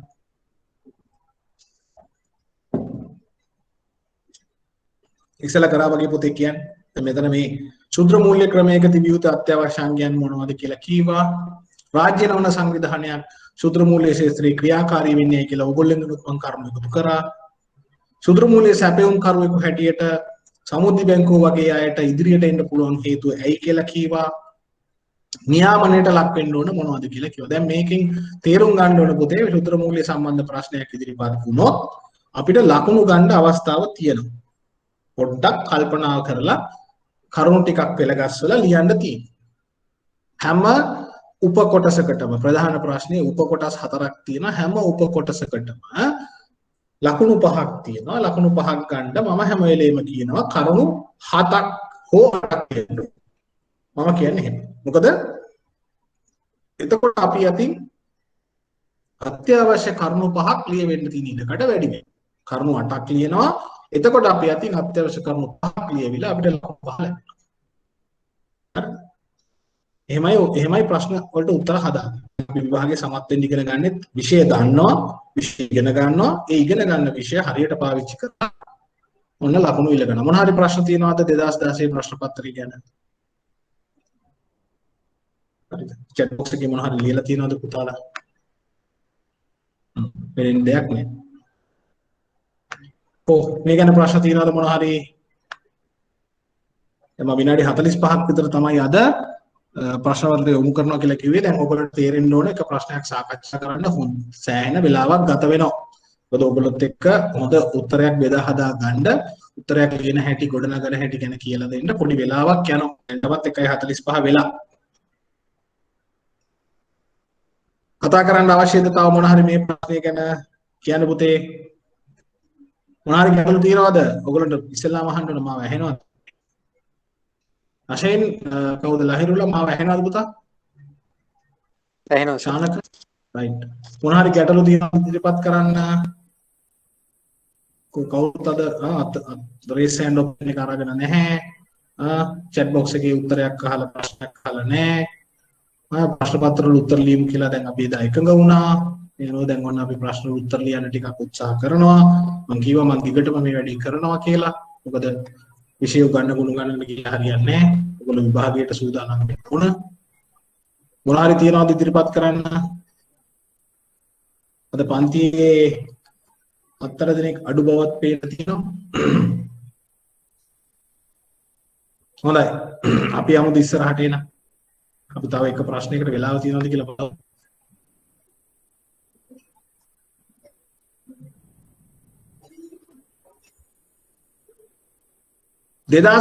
සැප්තැම්බර් මූල්‍ය අන්තර්ගත භාවය යන්නේ අදහස් වන්නේ කුමක්ද? මම ඉතින් ඔය ගැන ආයෙ කියන්න යන්නේ නැහැ. ඒතන උත්තරෙත් මම ගෙනල්ලා දාලා තියෙනවා. හරිද? අපේ උත්තරේ ඊට වඩා ගොඩක් සරලයි. අපි හදපු උත්තරේ අපි හදාගත්ත නෝට් එක ඔය විභාග උත්තරයට වඩා හරිම සරුසාර බොහොම හොඳ කරුණු ගොඩක් තියෙන එකක්. ඒ නිසා මම ඔතන වෙලා ගත කරන්නේ නැහැ. ඔන්න නෝට් එක කියවහම මූල්‍ය අන්තර්ගත භාවය ගැන එක්සෑම් එක හදපු කට්ටියට උගන්වන්න පුළුවන් වෙන තරමට දැනුම තියෙන්න ඕන. මම ඒ ගැන ප්‍රසන්ටේෂන් එකක් හදලා දීලා තියෙනවා, ටියුට් එකකුත් දීලා තියෙනවා. ඒ නිසා මම එතන කාලය ගත කරන්නේ නැහැ. 8 වෙනි ප්‍රශ්නේ. සුත්‍ර මූල්‍ය යනු ආයතනික අංශයේ මූල්‍ය පහසුකම් තුලින් ආදායම් හා සේවා නියුක්තිය ජනිත කිරීමට උපකාරී වන විශේෂිත ණය ක්‍රමයක්, ණය සැපයුම් ක්‍රමයක් වන අතර එය ණය හා සේවා එකතුවක් ලෙස ක්‍රියාත්මක වේ. පොඩ්ඩක් ඒ හඳුන්වා දීම ගැලපෙනවා අඩුයි වගේ කමක් නැහැ. කතා කරන්නකෝ. සුත්‍ර මූල්‍ය සම්පාදනය තුළ ඉලක්ක කරන ප්‍රතිලාභීන් කවුද? ඒ අයිද යන පැහැදිලි කරන්න මම ඔන්න කියන්න යන්නේ. මම පැහැදිලි කරා කවුද ඉන්න කට්ටිය කියලා. කාන්තාවන්, ව්‍යවසායකයන් කොහොම ටික කියලා තියෙනවා. හරිද? සුත්‍ර මූල්‍ය සම්පාදන යාන්ත්‍රණයේ මූලික අංග මොනවද? අන්න එක ප්‍රශ්නයක් තියෙනවා. අපි ඒක තියමු තුන්වෙනි එකට යන්කෝ. ලෝකේ පුරා සුත්‍ර මූල්‍ය කටයුතු පිළිබඳ සාමාන්‍ය මහජනයා විසින් නගන ලබන මැසිවිලි මොනවාද? මැසිවිලි ටික තමයි අවභාවිත විදිහට ඉගන්නේ. ඒගොල්ලෝ මැසිවිලි නගන්නේ අවභාවිතා හින්දා. ඔන්න ඒ ටික ලියන්න පුළුවන්. මෑතකදී ශ්‍රී පාර්ලිමේන්තුව විසින් සම්මත කරන ලැබු සුත්‍ර මූල්‍ය පනතේ අඩංගු ප්‍රධාන අංශ මොනවාද? පනත මම කිව්වා අතට ගන්න ඕනේ. ඒකේ ඔක්කොම ටික කියවෙන්නේ නැති වුණාට වැදගත් කරුණු ටික මතක තියෙන්න ඕනේ. ඔන්න අපිට එතකොට දෙවෙනි කොටස විතරයි බලන්න තියෙන. අපි දෙවෙනි කොටසට මේ විභාගයේ දීලා දෙන උත්තරේ මම පෙන්නන්නම්. මූලික අංග විභාගයේදී බලාපොරොත්තු වෙලා තියෙන සුරකුම් රහිතව කුඩා අංගයන්ගෙන් ණය මුදල් අනුමත කිරීම හෝ හඳුනාගත් කුසලතා ඇති අඩු හෝ පහළ ආදායම්ලාභී කණ්ඩායම් සඳහා ණය ලබා දීම. ණයකරුවන්ගෙන් සැලකිය යුතු ප්‍රමාණයක් කාන්තාවන් නොත අතර ගෘහස්ථ ආදායම් ක්‍රියාවල උත්පාදන ක්‍රියාවලින් සඳහා ණය ලබා දී. ණයකරුවන් අධීක්ෂණය කිරීම උදා ප්‍රවාහ කළමනාකරණය සිදු කරන අතර මෙම ණය මුදල් ඉක්මනින් ගෙවිය යුතු කෙටි කාල වාර්ෂික නිසා අවදානම් හා පිරිවැය ආවරණය කළ හැකි ඉහළ පණ අනුපාතයේ යුක්තය කියලා කියනවා. අපි ඊට වඩා පිළිවෙලකට උත්තරයක් හදාගන්න. කොහොම ලියන්න බෑ අපිට විභාගෙ. සුත්‍ර මූල්‍ය යාන්ත්‍රයේ මූලික අංග මොනවද? සම්පාදන යාන්ත්‍රණය. සම්පාදන යාන්ත්‍රණය කියලා කියන්නේ ලබා දෙන ක්‍රමයේ මූලික.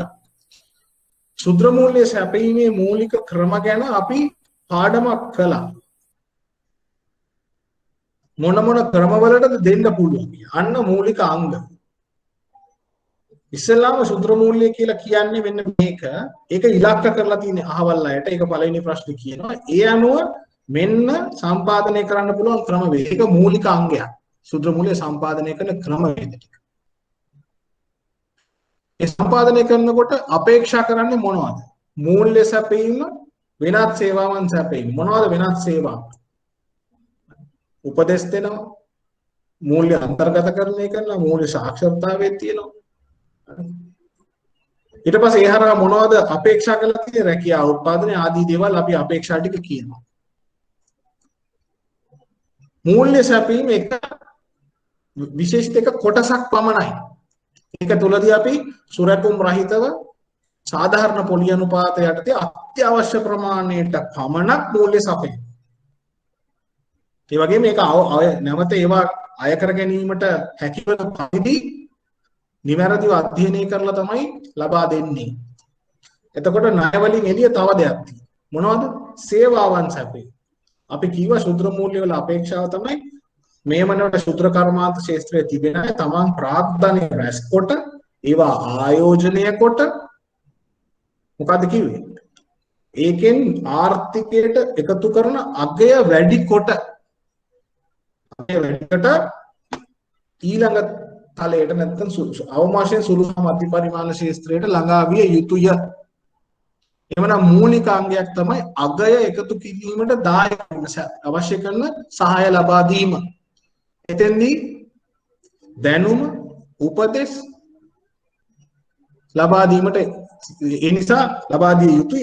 ඒ නිසා ශුද්‍ර මූල්‍ය ලබා දීමට ක්ෂේත්‍රය තුලම ක්‍රියාත්මක විය යුතුයි. අන්න මූලික අංග. අපි මූලිකව මොනවද කරන්නේ? ඒ අනුව රැකියා නිර්මාණය කළ යුතුයි. නව ප්‍රාග්ධනය නිර්මාණය කිරීමට සහාය විය යුතුයි. එම ප්‍රාග්ධනය ආයෝජනයට සහාය විය යුතුයි. වෙළඳපොළ සොයා දිය යුතුයි. උපදෙස් ලබා දිය යුතුයි. ගැටලු නිරාකරණය කිරීමට සහාය විය යුතුයි. ආදී වශයෙන් මූලික අංග ප්‍රමාණයක් තියෙනවා. මොකක්ද අපේක්ෂාව? ඉන්න තැන ඉඳලා අපි අර බලාපොරොත්තු තැනට ගෙනියන එක. විභාගයේ උත්තරය ඔය ටික බොහොම නිකන් පුංචි කොට ලියලා තියෙන්නේ. අපි එහෙම ලියන්නේ. අපි ලියන්නේ පිළිවෙලකට කරුණු වශයෙන්. අපි කීයක් ලියනවද කරුණු? 8ක් ලියනවා. අපි එහෙම එකක වෙන්නේ. අපි ඉගෙන ගත්ත දේවල් ටික පෙළ ගස්සනවා කරුණු විදියට 8ක් විදියට. එහෙමයි විභාග උත්තරයකට යන්නේ. මම හැම වෙලේම කියනවා ප්‍රශ්න මේ විෂය විතරක් නෙමෙයි බැංකු විභාගයේ අනිත් වෙන විෂයක් වුණත් කමක් නැහැ. කරුණෙන් කරුණට යන්න ඡේද ලිව්වයි කියලා ලකුණු එන්නේ නැහැ. මොකද ඡේදවල වචන විතරක් තිබිලා සමහර කිසිදු අදහසක් නැති වෙන්න පුළුවන්. අපි කරන්නේ ලකුණු 5ක් කියලා හොඳට ඔළුවේ දාගෙන මේ ලකුණු 5 ගන්න කරුණු දෙනවා. ලකුණු 5 ලැබෙන කරුණු තමයි දෙන්නේ. එහෙම නැතු ලකුණු 5ක් තියෙනවා. ඒ නිසා මම ලියලා ආවා නෙවෙයි. එහෙම නැහැ. මම ලියලා ආවා මට ලකුණු තියෙන්න ඕනේ. එහෙම බෑ. මම ගොඩක් ලියලා ආවා මට ලකුණු නැහැ. හරි අපරාධයක් කරලා තියෙන්නේ කියලා එහෙම කියන්න බෑ. මම හරියටම කරුණු ලියලා ආවා. එතකොට මට ලකුණු 5ම ලැබෙන්න ඕන තරම් අවස්ථාවන් හදලා ආවා. ඒකයි අපි කියන්නේ. අපි එහෙම ඉගෙන ගන්න. හරිද? ලකුණු මම හැම වෙලෙම කියනවා ලකුණු 20ක ප්‍රශ්නකින් 15 එහාට ලකුණු ගන්න හැම කෙනෙකුටම පුළුවන්. ඒකට මොනා කරන තරම් දැනුමක් එකතු කරලා තියෙනවා. එකතු කරමින් යනවා අපි දැන්. ඒක හදාගෙන යන්න ඕන අනිත් විෂයන්ටත් එහෙමයි. මේ විෂය විතරක් නෙමෙයි. හරිද? ඊට පස්සේ හතරවෙනි කොටස් වලට ඕන කරන දැනුම මම කියලා තියෙන්නේ. පනත දැක්කේ නැති නිසා මම ඒකත් පෙන්නන්නම් ඔබට. අපි Google එකට ගිහින් අපි බලමු Microfinance Act number 6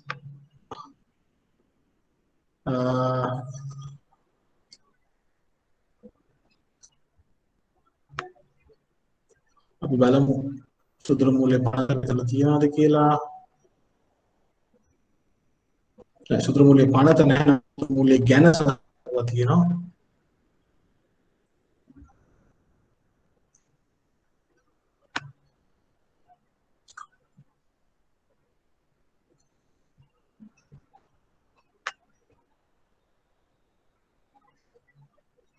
හොඳයි. මේ ස්ක්‍රීන් එක පේනවද පුතා පනත? කවුරුද තහවුරු කරන්න? පේනවා සර්. අන්න මේක තමයි පනත මේක. ඔව් සර් පේනවා. රයිට්. සුදුරු මූල්‍ය පනත ඉංග්‍රීසි පනත ඉංග්‍රීසි භාෂාවෙන් තියෙන එක. මේකේ පිටු 41ක් තියෙනවා කියලා තියෙනවා. මේක තමයි පනත. හරිද? මේක ලබා ගත්තේ කොහොමද මම මේ වෙබ්සයිට් එක ආපහු පෙන්නන්නම්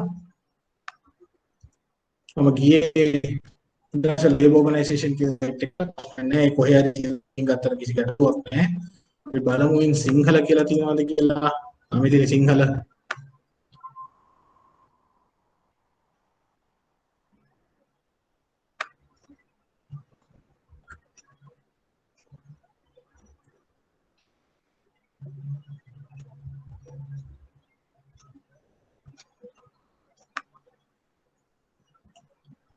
ආමේදී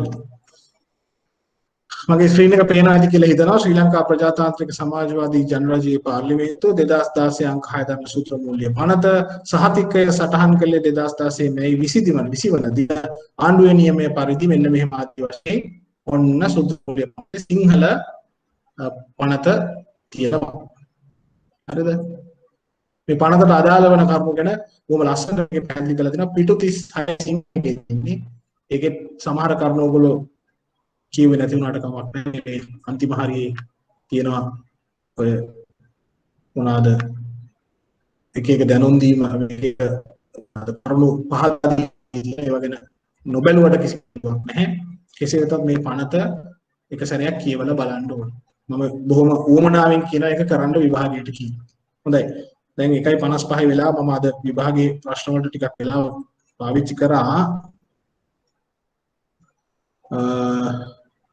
තව ප්‍රශ්න 2019 මාර්තු 2019 සැප්තැම්බර් 2021 ජනවාරි කියන ටික තියෙනවා අපි ඒක පැත්තකින් දැනට තියලා තියමු හොඳයි මොකද එදා අපිට යෝජනාවක් ආවා මේකත් කරන්න දෙකම කරන්න කියලා ප්‍රසන්ටේෂන් එක නවත්තනවා හොඳයි දැන් මම ඉදිරි විනාඩි දෙකක් තුනක් පාවිච්චි කරනවා දැන් අපි මේ අපේ විෂය නිර්දේශයේ එක පාඩමක කටයුතු කරුණු කතා කරලා අවසන් කරනවා ප්‍රශ්න පත්‍ර නැවත සාකච්ඡා කරනකම් අපි සාකච්ඡා කරන එක අවසන් කරන්නයි මේ හදන්නේ දැන් අද පන්තියේ තාම 30 ගණක් ඉන්නවා දරුවෝ මට පැහැදිලිව කියන්න දැන් මේ පහුගිය ටිකේ අපි සති දැන් මේ අද අපි මං හිතන්නේ 5 වෙනි දවසේ වෙන්නට ඕන අපි අද සාකච්ඡා කරන දැන් මේ කරගෙන ආපු ක්‍රමය සහ මේ කරගෙන ආපු විදිහ ගැන මොකද අදහස මේම කරගෙන යන්න chat box එකේ කිව්වත් කමක් නැහැ හරි මේ විදිහට කරගෙන යමු විෂය කරුණු ඉගෙන ගමු විභාගය බලමු විභාගයේ ප්‍රශ්න දිහා බලමු එහෙම යමු එහෙම නැත්නම් උගන්නගෙන යන්න විභාගයේ ප්‍රශ්න ගැන අපි බලා ගන්න ඕගොල්ලෝ බලා ගන්නවාද මොකද කියන්නේ මම උත්තරේ මම හිතන විදියක් තියෙනවා කර යුතුයි කියලා ඕගොල්ලන්ට දැනුවා මොකද කට්ටියගේ අදහස දැන් අපි මේ යන විදිය හරියද මොකද අපි දැන් ඔන්ලයින් සහභාගී වෙමින් ඉගෙන ගන්න එපා ඔන්ලයින් ඉන්නකොට ඉගෙන ගන්න දරුවා උමනාවෙන් ඉගෙන ගන්නවා අනිත් කෙනා ඔන්ලයින් ලොග් වෙලා නිකන් ඉන්නවා වෙන්න බෑ පැය දෙක නිකන් ඉන්නවා වෙන්න බෑ ඒ ඔක්කොම අපි මේකට සහභාගී වෙලා අවසානයේ විභාගයේ සමත් වෙන්න ඕන IBSL එකේ සහතිකය අතට ගන්න ඕන DAVF සහතිකය තියෙන්න ඒකයි වැදගත් හොඳයි කියන්න බලන්න කො බලන්න ශානක චතුරංග මොකද කියන්නේ අපි මෙහෙම කරගෙන යමු ඉස්සරහට ලහිරු අබේ ගුණවර්ධන ඩිලාක්ෂී ලහිරු ජයවීර ආශේන් නේෂානි නම් මගේ පන්තියේ පලින් හිටපෙක් කෙනෙක් කියන්න මොකද කරන්නේ හරිද මේ කරන විදිය හොඳයි කියලා කියනවා මේ විදිය හොඳයි සර් මීට තව මොන හරි කළ යුතුද එකතු කළ යුතු දේවල් තියෙනවද මොකද අපි එක එකතාවයක් කරගමු දැන් අපි එක මාතෘකාවක් අවසන් කරනකොට තව මොන හරි කෙරෙන්න ඕන දේවල් තියෙනවද තව එකතු කළ යුතු දේවල් ඇති වෙන්න ටියුට් තියෙනවා බය වෙන්න එපා ටියුට් ඇති වෙන්නේ නැහැ ටියුට් තියෙන ඕන තරම් හරි ටියුට් ඕන නම් ලියලා හරි දෙන්න පුළුවන් මොකද ටියුට් එකතු කිරීමත් මේ ඉන්දික මොකද්ද කියන්නේ අයිඩියා එක හොඳයි කියන්නේ මේ අයිඩියා එක හොඳයි කියලා කියන්නේ හොඳයි හරි කතා කරපු දරුවෝ ටික කියපු ආකාරයටත් සහ මම විශ්වාස කරන විදිහටත් අපි කරන්න ඕන විෂය දැනුම එකතු කරන්න ඕන එකතු කරන දැනුම පාවිච්චි කරන්න පුළුවන් දැනුමක් වෙන්න ඕන එහෙම නැතු නිකන් අහගෙන ඉඳලා විභාගය වුණාම පැත්තකට විසිකලා දානවා වෙන්න බෑ තුන්වෙනි එක ඒවා ඒ දැනුම පාවිච්චි කරලා විභාගයේදී උත්තර ලියන්න පුළුවන් වෙන්න ඕන. ඒ උත්තර වලින් විභාගේ පාස් වෙන්න පුළුවන් වෙන සමත් වෙන්න පුළුවන්. ඊට පස්සේ මේ විෂය සමත්ලා ඉවර වෙන නැත්නම් මේ විෂය ඉවර වෙනකොට ඔයගොල්ලෝ අපිට යම් සාධාරණ දැනුම් ප්‍රමාණයක් තියෙන්නට ඕන අලුතෙන් හිතන විදිහක්. අලුතෙන් විදිහට හිතන විදිහක් හැදෙන්න. එහෙම නැත්නම් මේ විෂය ඉගෙන ගත්ත අයකින් අපි මේ ඉන්න තැනින් ඉහළට එන්නේ නෑ. අර මයික්‍රෝ ෆයිනෑන්ස් කට්ටිය නැත්නම් සුත්‍ර මූල්‍ය අයව අපි ඊළඟ තලයට ඔසවා තියලා අගය වැඩි කරා වගේ ඕගොල්ලන්ගෙත් අගය වැඩි වෙන්නට ඕන. අගය වැඩි වෙන්නට ඕන.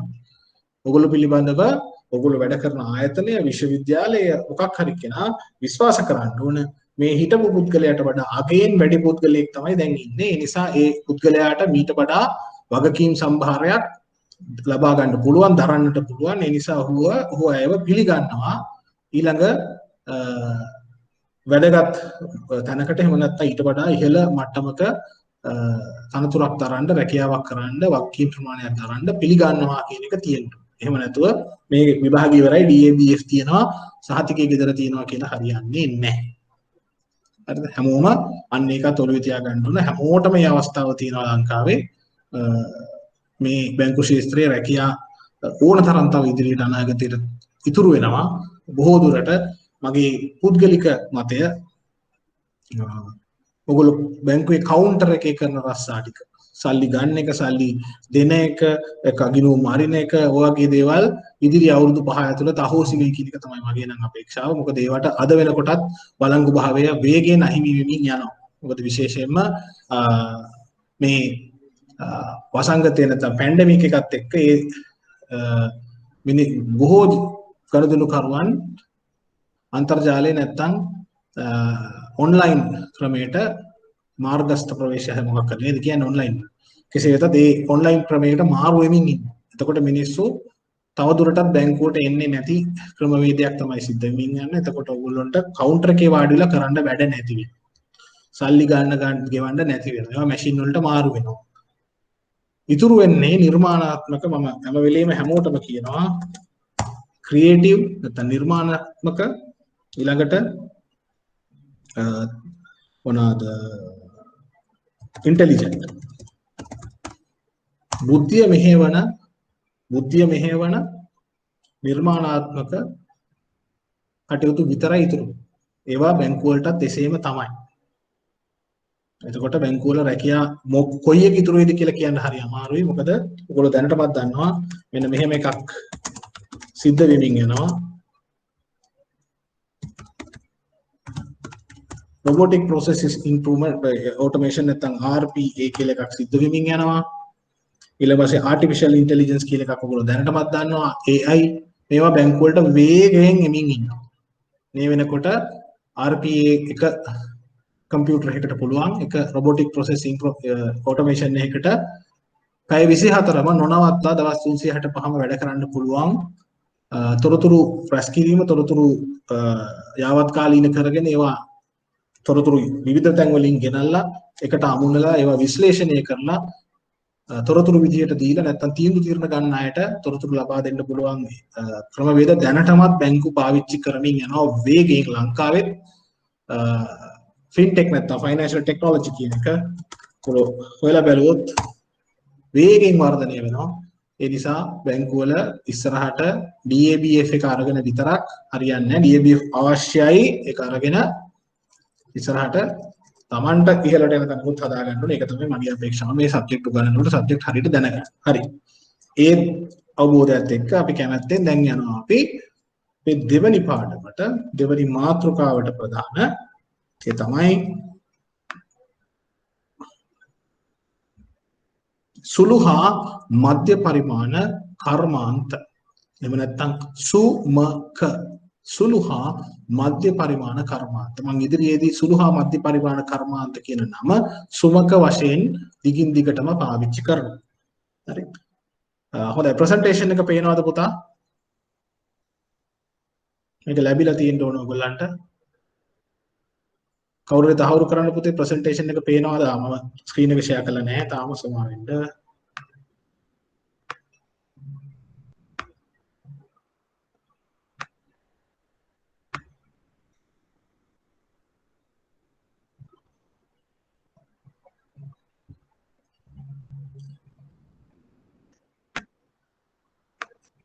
සුළු හා මධ්‍ය පරිමාණ කර්මාන්ත කියලා ටියුට් එකක් ප්‍රසන්ටේෂන් එකක් දැන් ඕගොල්ලන්ගේ තිරේ පේනවද පුතා? පේනවා සර්. හොඳයි. මේ යටතේ පළවෙනි ස්ලයිඩ් එකේ මම කියලා තියෙනවා සුළු හා මධ්‍ය පරිමාණ කර්මාන්ත හඳුන්වා දෙන්න වෙනවා මොකක්ද කියලා. ශ්‍රී ලංකාවේ සුමකවල නිර්වචනය ගැන අපිට අවබෝධයක් තියෙන්න ඕන. ඒක විභාගයේ ප්‍රශ්න වලට ඉදිරිපත් වෙලා තියෙනවා.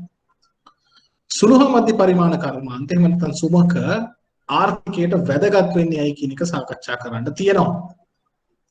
ගෝලීය ආර්ථික අවපාත තත්ත්වයන්හිදී සුළු හා මධ්‍ය පරිමාණ කර්මාන්තවල වැදගත්කම පිට තෝරා ගන්නට තීරුම් ගන්න තියෙනවා.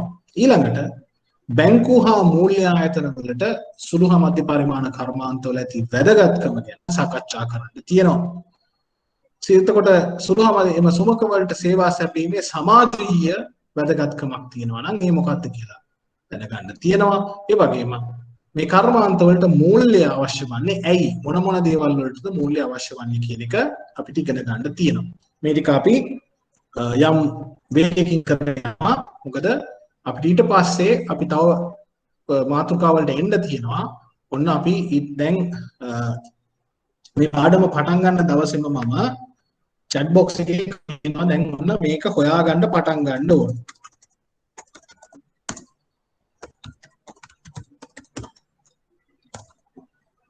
scientific calculator එක. හරිද? හැමෝම දන්නවා ඇතිද කියලා මම දන්නේ නැහැ. දැන් මෙහෙම එකක් ළඟ නැහැ. ගොඩක් වෙලාවට අපි ළඟ මේවා නැහැ. මොකද අපි මේවා නිතර පාවිච්චි කරන්නේ නැති නිසා. හරිද? scientific calculator එකක්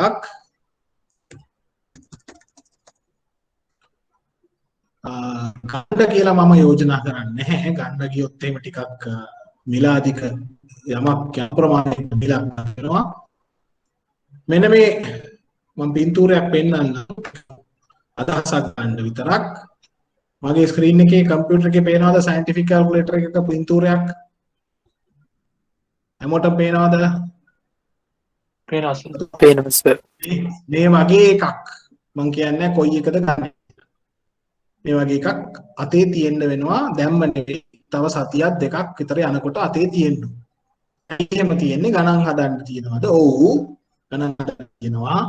අපි ගණන් පන්තිය හදනවද? ඔව්. ගණන් අනිවාර්යෙන් පන්තිය හදනවා. හදලා උත්තර ගන්නවද? ඔව්. හැමෝම උත්තර ගන්න අපි මහන්සි කරනවා. එහෙම ගන්නේ ඇයි? විභාගයේදී ගණන් එනවද? ඔව්. අනිවාර්යයෙන්ම ගණන් දෙකක්. ඉස්සර නම් එකයි ආයේ ප්‍රශ්න දැන් දෙකක් ප්‍රශ්න එනවා. ඒ කියන්නේ ලකුණු 40ක් ගන්න අවස්ථාව තියෙනවා මේක. එතකොට මේ එකක් සල්ලි වලට ගන්න කියලා මම යෝජනා කරන්නේ නැහැ. මොකද එහෙම අරගත්තයි පුළුවන් දරුවෝ ඇති දැනටමත් තියෙන අය ඇති. එතකොට ඕගොල්ලන්ට අදහසක් එනවා මම මගේ මොබයිල් ෆෝන් එකේ ඔකේ ඇප් එකක් තියෙනවා ඒක දාගන්නද කියලා. මොබයිල් ෆෝන් ඇප් එක දාගන්නද කියලා. මොබයිල් ෆෝන් ඇප් එක දාගත්තට වැඩක් වෙන්නේ කමක් නැහැ පුතා. හැබැයි මොබයිල් ෆෝන් එක දැනට පන්තියට එන්න පාවිච්චි කරන දරුවෝ ඉන්න පුළුවන්. අනිත් එක තමයි ඕක විභාගයට ගෙනියන්න දෙන්නේ නැහැ. මට දෙන්නේ කැල්කියුලේටර් එක විතරයි ගෙනියන්න දෙන්නේ. ෆෝන් එක ගෙනියන්න දෙන්නේ නැහැ. ඒ නිසා මම හිතනවා සයන්ටිෆික් කැල්කියුලේටර් එකක් දැන් ළඟ තියාගන්න එක හොඳයි. දැන් හොයන්න පටන් ගන්න. ටික දවසකට යාළුවෙක්ගෙන් ඉල්ල ගන්න පුළුවන්. හරිද? එහෙම තියෙනවා නම් එහෙම අරන් තියාගන්න. හැබැයි සාමාන්‍ය කැල්කියුලේටර් එක අපි සාමාන්‍ය ගණක යන්ත්‍රයේ තියෙන බැංකුවේ අපේ මේසෙ උඩ තියාගෙන අපි වැඩ කරන එක. ඉලක්කම් ටිකකුයි බොහොම සරල එකක් තියෙන්නේ. ඒකෙන් වැඩ කරන්න අමාරුයි. මම ඒක හිතම්ම කියනවා ඒ කැල්කියුලේටර් එකකින් අපි බලාපොරොත්තු වෙන ගණන් ටික හදන්න අමාරුයි. ඒ නිසා තමයි අමාරු කියන්නේ අමාරුයි කියලා විතරක් කරන්න සමහරවිට කරන්න බෑ. ඒ නිසා දැම්ම ඔන්න මම දැනුම් දුන්න සති දෙක තුනකටම කලින්. මොකද එතකොට අපිට වැඩේට සූදානම් වෙන්න ලේසි. ඒ පරිමාණ කර්මකට පස්සේ අපි ඉදිරිපත් එළමෙන මාතෘකාවේ. ඒක අපි යනවා ටියුට් එකක් දීලා ඇති පුතාලට. ඒක පිටු 5ක් විතර තියෙන්නේ. මහා වතුරු නැහැ. නමුත් මම ඒක වේගයෙන් පරිශීලනය කරගෙන යනවා. එහෙම නැත්නම් ඒකට මම වෙලාවක් ගන්න මම බලාපොරොත්තු වෙන්නේ නැහැ. හඳුන්වා දීමක් හැටියට වැදගත් වෙන නිසා මම මේ කරුණු ටික ඔයගොල්ලන්ට පෙන්නනවා. මේ ටියුට් එක පේනවද පුතාලට ස්ක්‍රීන් එකේ? කියවන්න පුළුවන්ද? තහවුරු කරන්න.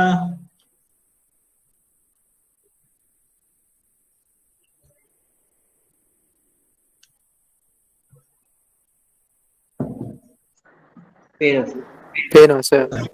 රයිට් හොඳයි. මම වේගෙන් ඒක සඳහන් කරමින් යනවා කරුණු හැටියට වෙන යමක් තිබුණොත් මම කියනවා ඔයගොල්ලන්ට සටහන් කරගන්නයි කියලා. print එකක් අරගෙන නැති වුණට කමක් නැහැ වෙනම පොතක තරම සටු කරුණු දැන් අලුත් පාඩම සුභාංගික පරිමාණ කර්මාන්ත තමයි පාඩමේ තම. මේ මාතෘකාව ප්‍රධාන මාතෘකාව අපි ඒක කරුණු ටික සාකච්ඡා කරගෙන යනකොට වැදගත් කියලා සැලකෙන කරුණු මම සඳහන් කරනවා ඔයගොල්ලන්ට ලියා ගන්නට කියලා. හඳුන්වා දීම කියනවා එහෙම සුළු හා මධ්‍ය පරිමාණ කර්මාන්ත එහෙම නැත්නම් සුමක බොහෝ විට සැලකෙන්නේ ආර්ථිකයේ කොඳු නාරටිය ලෙසයි. ඒකට හේතුවක් තියෙනවා එහෙම කියන්න. මොකද ආර්ථික කොඳු නාරටිය කියලා කියන්නේ මිනිස්සුන්ගේ කොඳු නාරටිය නැත්නම් අපේ කෂේරුව කියන එක ශරීරය පවත්වාගෙන යාමට අතිශයින්ම වැදගත්. විශේෂයෙන්ම ශරීරය ස්ථාවරව තබා ගන්න ඒක විශාල මෙහෙයක් කරනවා. ඒ වගේම සුසුම්නාව ආරක්ෂා කරමින් ශරීරයේ සියලුම ස්නායු පද්ධතිය ආරක්ෂා කරන්නත් විශාල සේවයක් කරනවා. ඒ හා සමානව සුළු මධ්‍ය පරිමාණ කර්මාන්ත ආර්ථිකයක් ඍජුව ශක්තිමත්ව හොඳ ක්‍රමවත්ව පවත්වාගෙන යන්න උපකාරී වෙනවා. ඒ නිසා මේ වචනය මේ කොඳු නාරටි කියන වචනය මම ගත්තෙත් විභාග ප්‍රශ්නයකින්මයි. හරිද? ඒ නිසා ඒ ගැන හොඳ අවබෝධයක් තියෙනවා. SME කියලා කියන්නේ ඕනම දියුණු මුණු රටක අන්නවත්තත් මේක පස්සේ කියනවා ඕනෑම ලෝකයේ දියුණු වූ රටක අදටත් දියුණුවට හේතු වන්නේ සුළු හා මධ්‍ය පරිමාණ කර්මාන්ත. ඒක බොහෝ අය තර්ක කරන්නේ නැහැ මහා පරිමාණ කර්මාන්ත තමයි ලෝකේ වැදගත්ම කියලා. කිසිසේත්ම නැහැ. SME තමයි වැදගත්ම. small and medium enterprise තමයි ඕනම රටක වැදගත්. දියුණු නොදියුණු ඕනමකට වැදගත් SME ඇයි කියන එක අපි හිමින් සාකච්ඡා කරනවා බය වෙන්න එපා. මේක කියනවා ආර්ථිකයක් තරඟකාරී වන්නට සුමකවල වැදගත්කම වඩාත් ඉස්මතු වෙනවා. රටක් හොඳ වෙනකොට ආර්ථිකයෙන් දියුණු වෙනකොට SME වල වටිනාකම තවත් ඉහළ යනවා. ඒ නිසා චිරස්ථායී ආර්ථික වෘද්ධියක් කියලා කියන්නේ sustainable economic development කියන එක. sustainable economic development කල්පවතින ආර්ථික වර්ධනයක් අපේක්ෂා කරන ඕනෑම රටකට සුමකවල පැවැත්ම හා වර්ධනය අතිශයින් වැදගත් බව නොකියුමනයි. නිසා රටක් දියුණු වෙනවා නම් SME ඕනමයි කියන එක තමයි මෙතනදී මම උත්තර. දෙවෙනිව කියනවා ආර්ථික හා සමාජීය වශයෙන් සංවර්ධිත ලෙස සැලකෙන ඕනෑම රටක රටක් දියුණුයි කියලා හිතනවා නම් ආර්ථිකයෙන් හරි සමාජයෙන් හරි ලෝකේ ඕනම රටක එකී ජයග්‍රහණයට ඍජු දායකත්වයක් ලැබී සුමකවලින් ලැබී තිබෙන බව මෙම විශේෂ සම්බන්ධ ලිවි ඇති බොහෝ පොතපතින් ආවෙනත් සාහිත්‍ය නොවේ. SME තිබ්බ රටවල් තමයි බලන්නේ. කවුරු හරි මගේ ප්‍රශ්නයක් ඇහුවොත් එහෙනම් උදාහරණයක් කියන්න කියලා මම කියනවා ජපානය ගන්න. හරි. ඊට පස්සේ යුරෝපයට ගිහලා යුරෝපීය රටක් ගන්න. යුරෝපයේ තියෙන රටවල් මහා එංගලන්තය ඊට පස්සේ ප්‍රංශය, ස්පාඤ්ඤය, පෘතුගාලය, බෙල්ජියම, ස්වීඩනය, නෝර්වේ, නෙදර්ලන්තය, ඊට පස්සේ ඉතින් පල්ලෙහාට ඉතාලිය, වගේම යුක්‍රේනය මේ වගේ රටවල් ඕනම එකක් ගන්න. ඒ හැම රටකම දියුණුවට බලපාලා තියෙන SME. මහා පරිමාණ කර්මාන්ත තියෙනවා. නමුත් ඒවා නෙවෙයි රට දියුණු කරලා තියෙන්නේ. ඊට පස්සේ කවුරු හරි හවොත් තියෙනවාද ඔව් ඇමරිකා එක්සත් ජනපදය. අනිවාර්ය උදාහරණයක්. ඊළඟට මේ ජීවත් වෙන ආසියාකරයේ රටවල් එහෙනම් පෙන්නන්න. මම කියනවා සිංගප්පූරු, මලේසියාව, තායිලන්තය, තායිවාන, දකුණු කොරියාව. ඊළඟට මේ මෑත කාලේ වේගයෙන් දියුණු වෙච්ච රටවල් වන වියට්නාමය, බංග්ලාදේශය වගේ රටවලුත් අපි ආසන්නයේම තියෙන ඉන්දියාවෙත් SME ප්‍රධානතම සාධකය වෙන්නේ රටේ දියුණුවට. ඒ නිසා ඒ ගැන කිසිම සැකයක් නැහැ. අපි ඉස්සරහට කියවගෙන යමු. රටවල ප්‍රතිපත්ති පරිශ්‍රණ වලින් පැහැදිලි වන කරුණක් වන්නේ ආර්ථික වෘද්ධිය නැත්නම් ඉකොනොමික් ඩෙවලොප්මන්ට් ආර්ථිකයේ වර්ධනය, රැකියාව උත්පාදනය, employment generation රැකියාව ඇති කිරීම කියන එක. දුගී බව අඩු කිරීම, eradication of poverty දුප්පත්කම නැති කිරීම කියන එක. අනත කාරණා තුන රැකියා ආර්ථික වර්ධනය, රැකියාව ඇති කිරීම, දුප්පත්කම අඩු කිරීම යන කාරණාවලදී විශේෂයෙන් සංවර්ධනය වන රටවල අපි වගේ රටවල් සංවර්ධනය වෙමින් පවතින රටවල් ලෝකේ තියෙන්නේ වැඩි වශයෙන් තියෙන්නේ ලෝකේ දකුණු අර්ධගෝලයේ දක්ෂිණ අර්ධගෝලයේ කියන රටේ ලෝකේ දකුණු පැත්තේ. හරි දකුණු ඇමරිකාවේ අප්‍රිකාවේ ආසියාවේ දකුණු කොටසේ තමයි දුප්පත් රටවල් සංවර්ධනය වෙන රටවල්. උතුරු අර්ධගෝලයේ තියෙන රටවල් බොහෝ විට දියුණුයි කියලා සැලකෙනවා. ඒක මේ ඒගොල්ලෝ උඩින් ඉන්නවා අපි පහළින් ඉන්නවා කියලා කාරණා නෙවෙයි. ඒකට බලපාන වෙනත් කරුණු තියෙනවා. එතකොට ඒම දියුණු වෙමින් තියෙන රටවල් වල අපි කියවගෙන යනවා විශේෂයෙන් සංවර්ධනය වෙන රටවල සුමගමගින් කරන අනිගමනීය සේවය පැහැදිලි වෙනවලු. මොකද පැහැදිලි වෙන්නේ රට දියුණු කිරීමට රැකියා ඇති කිරීමට දුප්පත්කම අඩු කිරීමට SME තමයි සේවාවක් විශේෂම සේවාව කරන්නේ. එතකොට දැන් පළවෙනි ගිය සති අපි දැන් මෙතෙක් කරපු පාඩම ශුද්‍ර මූල්‍ය කර්මාන්තය ගැන අපි කතා කරමු. හිතේ ශුද්‍ර ක්ෂේත්‍රය ගැන. එතකොට ඔයාලට ප්‍රශ්නයක් එනවා ශුද්‍ර මූල්‍ය එතකොට ඒගොල්ලෝ දායක වෙන්නේ නැද්ද? නෑ දායක වෙනවා. හැබැයි ශුද්‍ර කර්මාන්ත පැවතීම පමණක් රටක දියුණුවට බලපාන්නේ නැහැ. ඒවා SME බවට පත් වුණාට පස්සේ තමයි රටේ දියුණුවට විශාල දායකත්වයක් කරන්නේ. බොහෝ ශුද්‍ර කර්මාන්ත යැපීමට සඳහා නැත්නම් පහළ මට්ටමේ යැපීම නැත්නම් පහළ මට්ටමේ ක්‍රියාත්මක වීම තමයි ශුද්‍ර කර්මාන්ත වලින් සිද්ධ වෙන්නේ. මේක කියනවා ඊළඟට සුමකවල වර්ධනයේ වැදගත්කම සංවර්ධනය වන රටවල් ක්‍රමෝපාය ලෙස මුල් තැනටගෙන කටයුතු කරන්නේ ඒ නිසා. ඒ නිසා තමයි SME හදන එක, SME ටිකක් දියුණු කරන එක. ලෝකෙ දියුණු වෙනවායි කියලා හිතන රටවල් වල වැදගත්ම ක්‍රමෝපාය නැත්නම් ස්ට්‍රැටජි එක වෙන්නේ. කවුද එහෙම කරපු රටවල්? සිංගප්පූරුව ගන්න. සිංගප්පූරුව හදලා අද වෙනකොට අවුරුදු මං හිතන්නේ 50ක් ගත 50කට වඩා පොඩ්ඩයි ගත වෙලා තියෙන්නේ සිංගප්පූරුව කියලා. ඒගොල්ලෝ ওই තැනට ආවේ කොහොමද? SME වලට මුල් තැන දීපු නිසා. මලයාලම කියලා රටක් හදලා තියෙන්නේ මෑත කාලේ අපි තරම් ශ්‍රී ලංකාව තරම් ඉතිහාසයක් තියෙන රටක් නෙවෙයි. නමුත් මලයාලම දියුණු සෑහෙන දියුණු තත්ත්වයක පවතින්නේ මොකද? SME දියුණු කරපු හින්දා. දකුණු කොරියාව කියලා රටක් තිබ්බද? එහෙම රටක් හැදුනේ 1950 ගණන් වල කොරියානු යුද්ධයෙන් පස්සේ උතුරු දකුණු කොරියාවල් දෙකක් බෙදුණා. දකුණු කොරියාව දියුණු වුණේ SME වලින්. ජපානයේ දෙවන ලෝක යුද්ධයට කලින් ඊට පස්සෙත් දියුණුනේ SME නිසා. තායිවානය දියුණුනේ නිසා. චීනය ඔය තරම් විශාල ආර්ථික වර්ධනයක් ලාභ තිබෙන්නේ සුළු හා මධ්‍ය පරිමාණ කර්මාන්ත නිසා. එහෙම නැතුව මහා පරිමාණ කර්මාන්ත නිසා නෙවෙයි. ඒකල්ලෝ ඒ බව තේරුම් අරගෙන ඒගොල්ලෝ මුල් තැනට අරන් තින්නේ SME. ඊට පස්සේ කියනවා ශ්‍රී ලංකාවට සුමකමකින් ලැබෙන දායකත්වය ඇගීමට ලක්වන්නේ අද ඊයේ සිට නොවේ. ලංකාවෙත් SME ගැන වැදගත්කම බොහෝ කාලයක් සිට වැදගත්කම පිළිගන්නවා. මම කියනකොට පුතා මම දැන් ඊට කලින් කරුණු 1 2 3 විතර කියමු. පැරග්‍රාෆ් මොනවාද 4ක් විතර කියනවා. ඒ කියවනකොට මගේ අතින් උදාහරණ කීපයක් කියවුණා. කීපයක් නෙවෙයි සෑහෙන උදාහරණ ටිකක් මම කිව්වා රටවල් හැටියට. දැන් මේවා දැන් ඔළුවට යන්න ඕන. රටවල් ගැන කීවා. මැලේසියාව කිව්වා මතකයි, සිංගප්පූරු කිව්වා මතකයි, තායිලන්තය කිව්වා මතකයි, දකුණු කොරියාව කිව්වා මතකයි. ආදි වශයෙන් දැන් ඔළුවේ තියෙන්නට ඕන. එහෙම රටවල් ලෝකේ තියෙනවා ඔළුවේ තියෙන්නේ. එහෙම දැනුම අවශ්‍යයි. බැංකුවල වැඩ කරන තව ටිකක් වැඩිපුර ඕන. හරිද? මොකද බැංකුවක වැඩ කරනකොට ඒ දැනුම අත්‍යවශ්‍යම තියෙන්නට ඕන. දැනුම එකතු කරගන්නේ තොරතුරු එකතු කරන්න ඕන. පොතපත දකින්න. ඊට පස්සේ ප්‍රවෘත්ති වලට සම්බන්ධ වෙන්න ඕන. ප්‍රවෘත්ති නරඹන්න ඕන. පුවත්පත් වල තියෙන තොරතුරු ගැන අවධානයක් තියෙන්න ඕන. ලෝකේ යම් කිසි සිද්ධ වෙන පිළිබඳ යම් ප්‍රමාණයක අවබෝධයක් තියෙන්නට ඕන. ඇයි මේ උදාහරණ උමනා වෙන්නේ? විභාගයේ උත්තර ලියනකොට මේ උදාහරණ යොදන්න පුළුවන්. ඒකෙන් ලොකු විශාල වාසියක් වෙනවා ලකුණු ගන්න. මොකද උත්තර පත්‍ර බලන කෙනාට තමුන්ගේ දැනුම තියෙන බව ඔප්පු කරන්න පුළුවන් දේ තමයි උදාහරණ. යමක් කියලා ඒකට උදාහරණයක් දුන්නාම උත්තරේ බලන කෙනා දන්නවා මෙයා නිකන් මේ හිතේ මාතෘකාවක් ලියවන්නේ නෙවෙයි කරුණු දැනගෙන ඒක ඉදිරිපත් කරලා ඒකට උදාහරණයක් දීලා ඔන්න ගන්න උත්සාහ කරා කියන්නේ. හරිද? එතකොට මම ඊළඟ පැරග්‍රාෆ් එකට යනවා ඊළඟ ඡේදයට යනවා. එතන කියනවා ශ්‍රී ලංකාවේද සුළු හා මධ්‍ය පරිමාණ කර්මාන්ත වලට වැදගත්කමක් තියෙනවලු. ජාතික ආදායම වැඩි කිරීමට, රැකියා උත්පාදනයට, පෞද්ගලික අංශයේ වර්ධනයට සහ වඩාත්ම වැදගත් වන ප්‍රාදේශීය හා ග්‍රාමීය වශයෙන් ආදායම් බෙදීමේ පවතින විෂමතාවය අවම කිරීමට. අන්න වැදගත් වචනයක්. ඔන්න ඕක දැන් කොහේරි පොතක ලියා ගන්න. මොකද්ද?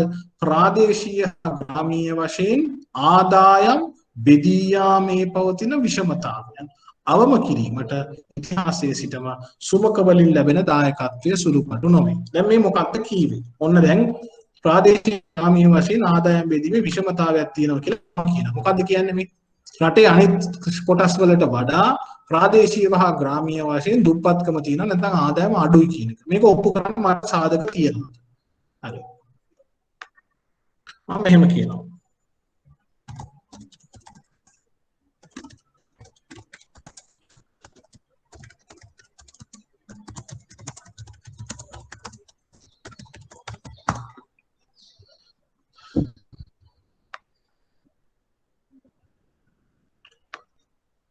මම ඔයගලන්ට අන්තර්ජාලයේ මගේ තිරේ පේනවද?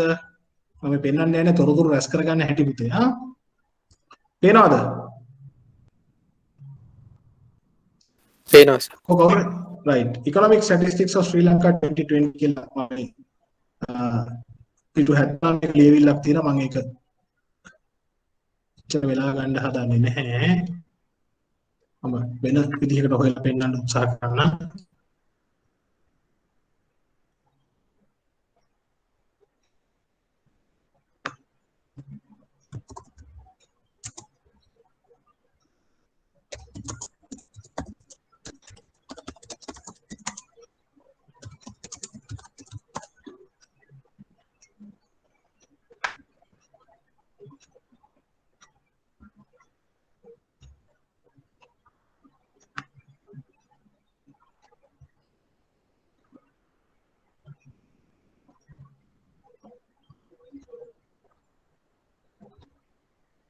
හරි.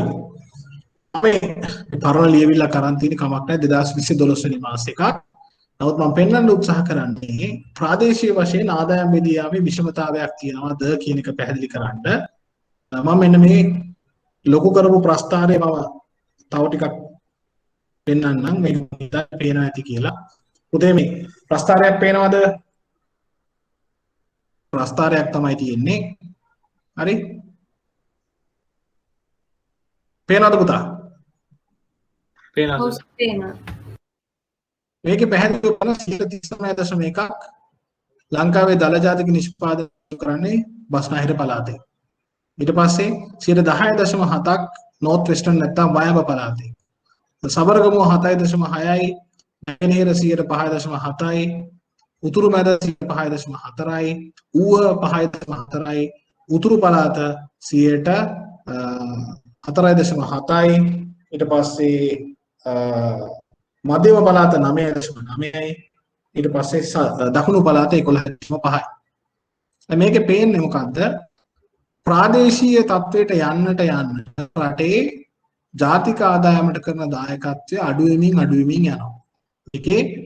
ඒක අපි සතුටක්වත් එහෙම තත්ත්වයක් දැකිය නැහැ කිසිසේත්ම. ඔයගොල්ලන්ට පේනවා උතුරු පළාත 4.7යි, ඌව 5.4යි. ඊට පස්සේ නෝර්ත් සෙන්ට්‍රල් නැත්නම් උතුරු මැද 5.4යි, නැගෙනහිර 5.7යි. ඒ කියන්නේ මේ පළාත් හතරම ආර්ථිකයට දායක වෙන්නේ 20%යි 22ක් විතර. 22ක් විතර තමයි දායක. හැබැයි බස්නාහිර පළාත විතර බස්නාහිර දකුණ නැහැ සමාන බස්නාහිර මධ්‍යම වයඹ සහ දකුණ හතර එකතු වෙන සෑහෙන විශාල ප්‍රමාණයක් දායක වෙනවා. එතකොට ග්‍රාමීය වෙන්නට රටේ ආදායමෙන් බෙදිලා යන කොටස අඩු වෙනවා. නිෂ්පාදනය අඩු වෙනවා. ඒ නිසා ආදායමේ කොටස අඩු වෙනවා. මේක තමයි මම මේ පෙන්වන්න හදන්නේ. මේක නැති කරන්න SME වලට පුළුවන් කියලා මම මේ තර්කයක් ඉදිරිපත් කරනවා. එතකොට ඔයගොල්ලෝ බස්නාහිර පළාතේ SME තියනවද? ඔව්. බස්නාහිර පළාතේ තියෙන තරමක් තියෙන SME තමයි. බස්නාහිර පළාතේ මහා පරිමාණ කර්මාන්ත ටික ඒගොල්ලෝ තියනවා වගේ අපිට පේනුණාට මුළු බස්නාහිර පළාතේ තියෙන වැඩිපුරම තියෙන්නේ SME. මධ්‍යම පළාතේ තියනවද? ඔව් අනිවාර්යයෙන්ම තියෙන තරමක් තියෙන SME. දකුණු පළාතේ තියනවද? ඔව් ඇති තරම් තියෙන SME තමයි. එහෙමනම් අනිත් පළාතවල SME නැද්ද? නෑ තියෙනවා. ඒවා SME දියුණු කරලා නැහැ. ඒ කියන්නේ මේ පළාත්වලත් සුළු මධ්‍ය පරිමාණ කර්මාන්ත ටික දියුණු කරන්න පුළුවන් නම් ඒ ඇයට ආර්ථිකයට දායක වෙන්න පුළුවන් ප්‍රමාණය වැඩි වෙනවා. ඒකෙන් ආදායම වැඩි වෙනවා. ඒක එහෙම වුණොත් ආදායම බෙදිලා යාමේ තියෙන විෂමතාවයක් නැත්නම් වෙනස ඒක තමයි මේ කියන්න උත්සාහ කරන්නේ. කර්මාන්ත ගුණගතලා තියෙනකොට බස්නාහිර පළාතට, වයඹ පළාතට, දකුණු පළාතට ඒ ප්‍රදේශවල ආර්ථික වර්ධන වේගය වැඩි වෙලා තියෙනවා. හැබැයි ලංකාවේ ප්‍රදේශ දියුණු කරන්න ඕන නම් කල යුත්තේ ඒ ප්‍රදේශ සුළු හා මධ්‍ය පරිමාණ කර්මාන්ත හදන එක. දැන් මේ පිටුවේ මොකක්ද අපි ඔළුවට දාගන්නේ? කරුණු කීපයක් කියව. එක තමයි ආර්ථිකයක කොඳුනාරට SME. ඒ කියන්නේ ආර්ථිකයේ පවතින SME අත්‍යවශ්‍යයි කියන එක මම කියනවා. දියුණු රටවල් දියුණු වෙලා තියෙන SME වලින් කියලා කියනවා. ඔන්න කරුණු දෙකයි. රටකට වැදගත්ම කරුණු තුනක් තියෙනවා. මොනවද? ආර්ථික වර්ධනය, රැකියාව, දුප්පත්කම නැති කිරීම. මේ තුනට SME අත්‍යවශ්‍යයි කියලා මම කියනවා. කරුණු තුනයි. ශ්‍රී ලංකාවේ SME වැදගත්කම ඉත පැහැදිලිව පේන්න තියෙනවා. රටේ ආර්ථික වර්ධනයේ දායක වීමෙන්, රස්සා රැකියා හැදීමෙන්, පෞද්ගලික අංශය වර්ධනය කිරීමෙන් සහ අපි අර කතා කරපු ප්‍රාදේශීයව තියෙන ආදායම් බෙදිලා යන වෙනස්කම විෂමතාවය එක්කෙනෙකුට ලැබෙනවා තව කෙනෙකුට නොලැබෙනවා කියන වෙනස නැතිකරන්න SME වැදගත්. මොනවද? අන්න ඒ වගේ වැදගත් කරුණු හතරක් මොන කීවේ. මේ පිටුව පුරාම ඉල්ලා තිබ්බට මේක පැහැදිලි කරන්නේ අන්න ඒ වැදගත්කම.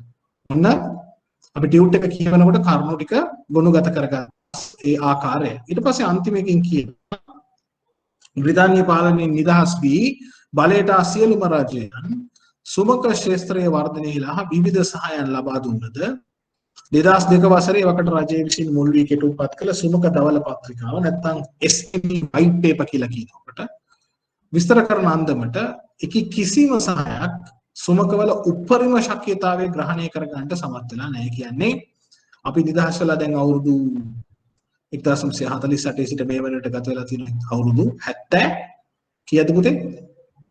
අපි නිදහස් වෙලා අවුරුදු 70 කීයද? 3යි. අවුරුදු 73ක් වෙනවා දිනුන වෙලා. නිදහස් වෙලා. ඒ කියන්නේ අපි බ්‍රිතාන්‍ය පාලනයෙන් නිදහස් වෙලා. එතෙක් මෙතෙක් SME වලට සහාය වෙන්න හැදුවට SME වල උපරිම ශක්තියතාවය නැත්නම් true potential කියන එක highest potential ග්‍රහණය කරගන්න තාමත් අපිට බැරි වෙලා තියෙනවා. ඒ නිසා තවමත් දියුණු වෙමින් පවතින රටක් නැත්නම් දුප්පත් තවමත් අපි එහෙම රටක්. බොහෝ පුද්ගලික ක්ෂේත්‍රයේ සංවර්ධන කටයුතු දිගින් දිගටම මහා පරිමාණ කර්මාන්ත කෙලේ අවධානය යොමු කරා විනා සුමක වලට බලපාන අභියෝග සමනයට දායකත්වයක් ලබා දීලා නැහැ. ප්‍රයිවට් සෙක්ටර් එකත් බොහෝ දුරට කරලා තියෙන්නේ මහා පරිමාණ කර්මාන්ත දියුණු කරන්න දඟලපු එක. SME හදන්න නෙවෙයි. එම නිසා එහෙයින් සුමකවල උපරිම ශක්තියතාවය මම කිව්වේ highest potential එක. නැත්නම් maximum potential එක. උපරිම කියන්නේ highest නෙවෙයි maximum potential. ග්‍රහණය කරගන්න ධනාත්මක දූරදර්ශී සර්වව්‍යාපී කියලා කියන්නේ positive long term right සර්වව්‍යාපී කියලා කියන්නේ macro level ගැළපෙන ක්‍රමෝපාය අවශ්‍යතාවය වෙනදාට වඩා පේනවා. අපිට දැන් SME අවශ්‍ය බව පේනෙන්න තියෙනවා. වෙනදාටත් වඩා දැන් පේන්න තියෙනවා. ඒක ඇත්තටම අපිට ඕගොල්ලන්ට දැන් පැහැදිලි වෙන්න ඕන අද මේ වෙන විට ආර්ථික ක්‍රියාත්මක වෙන ආකාරය දැක්කා. හරි. දැන් මේ ටියුට් එකේ පළවෙනි අන්න SME කියන එක රටක අතිශය වැදගත් දෙයක් බව පිළිබඳ අවධානය යා යුතුයි. ඔයගොල්ලන්ගේ විභාග ප්‍රශ්නෙට උත්තර ලියනකොට SME වල වැදගත්කම ඒ තරමට අපු කළ යුතුයි. එතකොට මේකෙන් මොකද්ද අරගෙන යන්නේ රැකියාව කරන තැනට නැත්නම් දරුවෝ මොනවද දැනුම විදියට ගෙනියන්නේ. මතක තියාගන්න.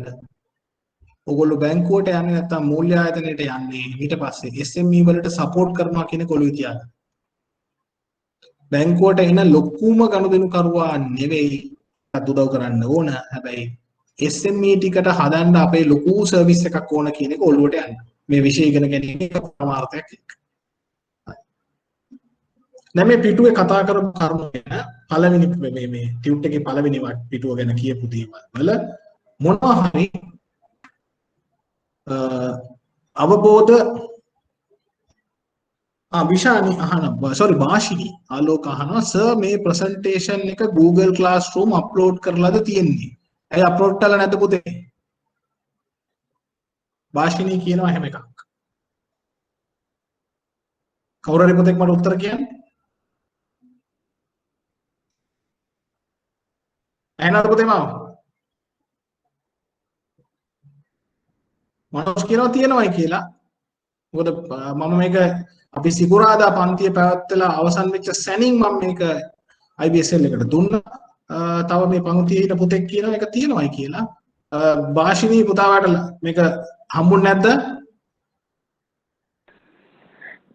excuse me sir නැහැ මේ note එකට කලින් තව presentation එකක් sir දැම්මනේ දැන් අර SME ගැන තියෙන. ඒ presentation එක මම දැක්කේ නෑ upload වෙලා තියෙනවා කියලා. මට චුට්ටක් ඒක තමයි දැනගන්න ඕන තියනවාද කියලා. එතකොට මට මේ උත්තරේ දීපු පුතාලා දෙන්න පුතකුයි දුවකුයි කියලා තියෙනවා. ඒ දෙන්න කියන්න පුතේ presentation එකයි tute එකයි දෙකම තිබ්බද? බුද්ධිකත් කියනවා තිබ්බයි කියලා. තියනවා කියලානේ. හරි sir මම බලන්නම් sir. thank you. හරි හොඳයි thank you. හරි මනෝජ් කියනවා තියෙනවයි කියලා. හරි. බලන්න පුතේ ඔයගොල්ලන්ගේ login එකේ අර මම දන්නේ නැහැ ඔක මේ අතන ඔයගොල්ලන්ට කොහොමද ඒක ලැබෙන ආකාරය අපිට පේන්නේ නැති නිසා ඔයගොල්ලන්ට ඒක ලැබෙනවා කියන එක ගැන අපිට විශ්වාසයක් තියෙනවා. මොකද IBSL එකෙන් ඒක නිවැරදිව අප්ලෝඩ් කරනවා කියන එක ගැන විශ්වාසයක් තියෙනවා. ඒ නිසා නැවත බලන්න පුතා. හරි. දැන් අපි එක පිටුවක් අර කතා කරා මොන හරි ඒ ගැන අහන්න තියනවාද තේරුණාද කියපු දේවල් ටික. මොන හරි ප්‍රශ්නයක් තියෙනවද? SME කියන්නේ අතිශය වැදගත් දෙයක්. රටවල් දියුණු වෙලා තියෙනවා කිව්වා. අපේ රටට වැදගත් කිව්වා. රැකියාව හදන්න ඕන කිව්වා. රට දියුණු වෙන්න අවශ්‍යයි කියලා කිව්වා. දුප්පත්කම නැති කරන්න අවශ්‍යයි කියලා කිව්වා. ලංකාවට වැදගත් කියලා කිව්වා. ප්‍රාදේශීයව දියුණු කරන්න, ප්‍රාදේශීය වශයෙන් තියෙන ප්‍රශ්න නැති කරන්න. හරි. අපි බොහෝ කාලයක් මේ වෙලේ මහන්සි වෙලා තියෙනවා. නමුත් ඒ පිළිබඳව තවමත් අපිට ඒක කරගන්න බැරි වෙලා තියෙනවා. ඒ නිසා අද වෙනදටත් වඩා දැන් අද වැදගත්කම පේන්න තියෙනවා කියලා කියනවා. තව මොන හරි තියනවාද පුතේ මේ ගැන දැන් මේ කියපු කරුණු ගැන අවබෝධ අදහසක් එන්න මම කිව්වා මේ නිසා SME වලට වැදගත්කම ඔළුවේ හදාගන්න කියලා. හරි වැදගත් කියන එක ගැන මම හොඳ උදාහරණයක් එකකට කියනවා. කොළඹ නගරයට දිනකට කොළඹ නගරයේ ඇතුළට ඇතුල් වෙන කොළඹ නගරයට ඇතුල් වෙන වැඩ කරන මිනිස්සු රටේ යම් ක්ෂේත්‍රවල වැඩ කරන මිනිස්සු ලක්ෂ ගණනක් එනවා කොළඹ නගරයට දිනකට. මේන සියලුම දෙනා ඔබ හිතන්නේ වැඩ සේවය කරන්නේ කොහෙද? රාජ්‍ය අංශයට සෑහෙන ප්‍රමාණයක් එනවා. පෞද්ගලික අංශයේ තියෙන මහා පරිමාණ කර්මාන්ත වලට යම් ප්‍රමාණයක් එනවා. හැබැයි අති බහුතරයක් මිනිසුන් ඉන්නේ සුළු හා මධ්‍ය පරිමාණ කර්මාන්තවල සේවය කරන්න. මතක තියාගන්න. මුළු කොළඹ නගරය පුරාම ක්‍රියාත්මක වෙන සියලුම ව්‍යාපාර මහා පරිමාණ ව්‍යාපාරවල තියෙන බැංකු එහෙම නැත්නම් මූල්‍ය සමාගම් මහා පරිමාණ ආයතන කීපයක කාර්යාල වලින් ඔබට කියොත් මුළු පිටකොටුව ප්‍රදේශයේ ඕගොල්ලෝ දන්න කට්ටිය දැකලා ඇති කොටුව පිටකොටුව ප්‍රදේශයේ තියෙන තරම් ව්‍යාපාර ඔක්කොම SME ඒවට එනවා මිනිස්සු දහස් ගණනක් සේවයට එනවා සේවය ලබා ගන්නත් එනවා මුළු කොළඹ නගරයේ වටපිටාවේ කාර්මික ක්‍රියාත්මක වෙන කාර්මික ව්‍යාපාර තියෙනවා ඒවා ව්‍යාපාර තියෙනවා ආහාර නිෂ්පාදන කර්මාන්ත තියෙනවා මෙකි නොකි ව්‍යාපාර මහා විශාල ප්‍රමාණයක් තියෙනවා ඒ සියලුම ව්‍යාපාර සුළු හා මධ්‍ය ප්‍රමාණ ගම්පහ දිස්ත්‍රික්කයට කියොත් ගම්පහ දිස්ත්‍රික්කයේ පුරාවටම පැවතින්නේ සුළු හා මධ්‍ය පරිමාණ කර්මාන්ත වයඹ පළාතට කියොත් මුළු ප්‍රදේශේ පුරාම තියෙන සුළු හා මධ්‍ය පරිමාණ කර්මාන්ත පොල් ආශ්‍රිත කර්මාන්ත උස්ධර්මයට අදාළ වෙනත් කර්මාන්ත තේ කර්මාන්තයට අදාළ තේ වගාවට අදාළ කර්මාන්ත තියෙනවා දකුණු පළාතේ ස්වර්ගමු පළාතේ මධ්‍යම පළාතේ ඌව පළාතේ මේ හැම එකක්ම සුළු හා මධ්‍ය පරිමාණ කර්මාන්ත ගණයට තමයි වැටෙන්නේ මහා පරිමාණ ක්ෂේත්‍රයේ රැකියා සැපීමේ සමහර වෙලාවට ඉදිරියෙන් ඉන්නවා කියලා හිතෙන්න පුළුවන් රටේ නැත්නම් රාජ්‍ය අංශයේ රැකියා විශාල ප්‍රමාණයක් සපයනවා කියලා අපිට හිතෙන්න පුළුවන්. නමුත් රටේ වැඩිම දායකත්වයේ දෙන්නේ තවමත් සුළු හා මධ්‍ය පරිමාණ කර්මාන්ත. හොඳයි. ඒ නිසා ඒ අදහම් අරමුණත් එක්ක ඒ අදහසත් එක්ක අපි යමු ටියුට් එකේ පිටුව බලන්න. ඊළඟ පිටු ටික බලන්න. සුළු හා මධ්‍ය පරිමාණ කර්මාන්ත නිර්වචනය කිරීම. ටියුට් එක පේනවද කියන්නේ? right. මෙතන මෙන්න මේ නිශ්චිත ලියවිල්ලක් නිශ්චිත පොතකින් ලබාගත් තොරතුරක් මම මෙතන සඳහන් නිර්වචනය සම්බන්ධයි. මේ නිර්වචනය සම්බන්ධ මම ඉදිරියට තියෙන පැරග්‍රාෆ් වල ඡේදයේම ඒක සම්බන්ධයෙන් හඳුන්වා දීමක් කියන නිසා මම මේ මොකක්ද කියන එක ගැන මේ පහලින් තියෙන කාරණාව ගැන ඔයගොල්ලෝගේ අවධානය වැඩිපුර යොමු කරනවා ටියුට් එකේ. මම ඒකේ දෙවෙනි පැත්තේ යනවා ඉදිරියට. එතන කියනවා සුමක ලෙස අප හඳුන්වන්නේ කවරක්ද යන්න විවිධ රටවල් මෙන්ම එකම රටක විවිධ ආයතන හා පුද්ගලයන් ලබා දී ඇති නිර්වචනයන් එකිනෙකට බෙහෙවින් වෙනස් වේ. සුළු හා පරිමාණ කර්මාන්ත නිර්වචනය කිරීම බොහෝ වෙනස්. එකිනෙකට වෙනස්. විවිධ රටවල වෙනස්. විවිධ එකම රටක තුනත් සමහරලාට අවශ්‍යතාවය මත වෙනස් වෙනවා. බොහෝ විටම නිර්වචනයන් විවිධ ව්‍යාපාර ක්ෂේත්‍රයන් අනුවද වෙනස් වීම මෙම කාර්යය තව දුරටත් දුෂ්කර කරනවා. මොකද එක එක කර්මාන්ත වලට අදාළවත් සුළු හා මධ්‍ය පරිමාණ කියන්නේ එක එක වෙනස් වෙනවා. උදාහරණයක් හැටියට කුෂිකර්මයේදී සුළු හා මධ්‍ය පරිමාණ කියන එක නෙවෙයි ස්වාභාවික සම්පත් වලදී සුළු හා පරිමාණ කියන්නේ. නිෂ්පාදන සේවාවල තවත් එකක්, පාරිභෝගික වෙළඳාමේදී තවත් එකක්. එහෙම ගත්තම සුමක නිර්වචනය කිරීම යොදාගත හැකි විශ්වීය නිර්ණායකයක් හෝ මිනුම් තලයක් නැහැ. යුනිවර්සල් මෙෂර් එකක් නැහැ. එකම විදිහක් නැහැ. බොහෝ නිර්වචනයන්ට පදනම වී ඇත්තේ අදාළ රට, ව්‍යාපාරයේ අන්තර්ගත වන ශාස්ත්‍රීය ආකෘතිය, වත්කම් ප්‍රමාණය හෝ සේවක සංඛ්‍යාව වැනි කරුණු. ඊට පස්සේ කියනවා නමුත් ව්‍යාපාරික අයිතිය දක්වන ආකෘතිය හෝ ව්‍යාපාරයේ සම්භවය නැත්නම් පටන් ගත්තේ කොහොමද කියන එක නිර්වචන වලට පාදක වුණ බවට සාධක නැහැ. අපිට කියන්න බෑ කෙනෙක් බිස්නස් එකක් තනි අයිතියට තියනවා කියලා අපිට එකපාරට හිතන්න අමාරු කියන්න බෑ ඒක SME එකක්ද නැද්ද කියලා. තව මගේ ව්‍යාපාරය හවුල් ව්‍යාපාරයක් කියලා. එතකොට අපිට හිතා ගන්න බෑ ඒක සුළු හා මධ්‍ය පරිමාණද. තව කෙනෙක් කියන්න පුළුවන් මගේ ව්‍යාපාරය සීමා සහිත සමාගමක් කියලා. ඒකනොත් අපිට කියන්න බෑ. එයා සුමකද නැද්ද කියලා. ඒට හේතුව විය හැක්කේ සුමකවල අයිතිය බොහෝ විට සැලකෙන අන්දමට දේශීය හෝ හා පෞද්ගලික වනවාට අමතරව රාජ්‍ය අංශයෙන් මෙන්න විදේශී භාණ්ඩට අයිති. ඕන කෙනෙකුට අයිති වෙන්න පුළුවන් SME එකක්. එහෙනම් කොහොමද කියලා ඒක කියන්න බෑ. ඊට පස්සේ සමහර රටවල් ශුද්‍ර හා කුඩා ව්‍යාපාර ලෙස වෙන් කර දැක්වුවත් තවත් සමහර රටවල් එම ශුද්‍ර හා කුඩා ව්‍යාපාරයන්ද සුමක නිර්වචනය තුලටම ගන්නවා. එතකොට මේ වැඩේ ටිකක් ලේසි නැති වැඩක් මේ නිර්වචනය කියන එක. ඒකයි මේ කියන්නේ. ඒ කෙසේ වෙතත් බහුතරයක් සුමක නිර්වචනයන් අදාළ කරගන්නේ විධිමත් හා යම් ආකාරයක ලියාපදිංචියක් සහිත ව්‍යාපාර. මේ එක එක රටවල තියෙන තත්ත්වයන්. ඒවා කුඩාම පරිමාණයේ සහ පහළ අයිතිය සහිත අවිධිමත් ආයතන නිර්වචනය නිවත් කරනවා. ඒ ලෝකයේ සමහර රටවල ලෝක බැංකුව තව විදිහක් කියනවා. මේක ඊට පස්සේ දිගට තියෙන වගේ කරුණු. මට වැදගත් විභාගයේදී ශ්‍රී ලංකාවේ සුමකවල නිර්වචනය. මේක තමයි අපිට වැදගත් වෙන්නේ. එතනින් මම පටන් ගන්නගෙන කිව්වොත් නිර්වචනය කරනවා කියලා කියන්නේ අපි SME එකක් හරියට පැහැදිලිව අඳුරගන්නේ කොහොමද කියන එක. ලෝක අන්සියලු රටවල මෙන්ම ශ්‍රී ලංකාවේද එක් සම්මත සුමක නිර්වචනයක් භාවිත නොවේ.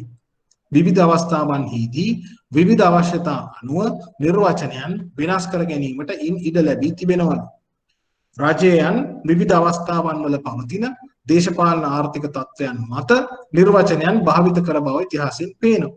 ඒවා දේශපාලනයේ වාසිදායක බව සිට බදුකරණය, ගිණුම් කරන ප්‍රායෝගිකත්වය දක්වා වෙනස් වෙනවා. එක එක විදිහට වෙනස්. ඊට අමතරව සුමකවල වර්ධනයට වඩාත් වැදගත් සේවයක් කරන බැංකු හා මූල්‍ය ආයතන මූල්‍ය පහසුකම් ලබා දීමේදී ඒ ණය යෝජනා ක්‍රමයට ගැලපෙන පරිදි විවිධ නිර්වචනයන් පාවිච්චි කරනවා. එහෙම ක්‍රමයකුත් තිබුණා. බැංකුවකට ණය යෝජනා ක්‍රමයක් ආවහම ඒ ණය යෝජනා ක්‍රමයේ සඳහන් වෙනවා SME කියන එකට නමක්. අලුත් නිර්වචනයක්. මේක තමයි SME. ඊට පස්සේ ඒ ණය යෝජනා ක්‍රමය වෙනස්ලා තවත් ණය යෝජනා ක්‍රමයක් එනකොට අර කලින් කියපු නිර්වචනයට වඩා වෙනස්කමක්. එතකොට වෙන්නේ මොකද්ද? එකම බැංකුවකට සිද්ධ වෙනවා ණය යෝජනා ක්‍රම දෙකකට සුළු හා මධ්‍ය පරිමාණ කර්මාන්ත විදිහට වර්ග දෙකක් දකින්න.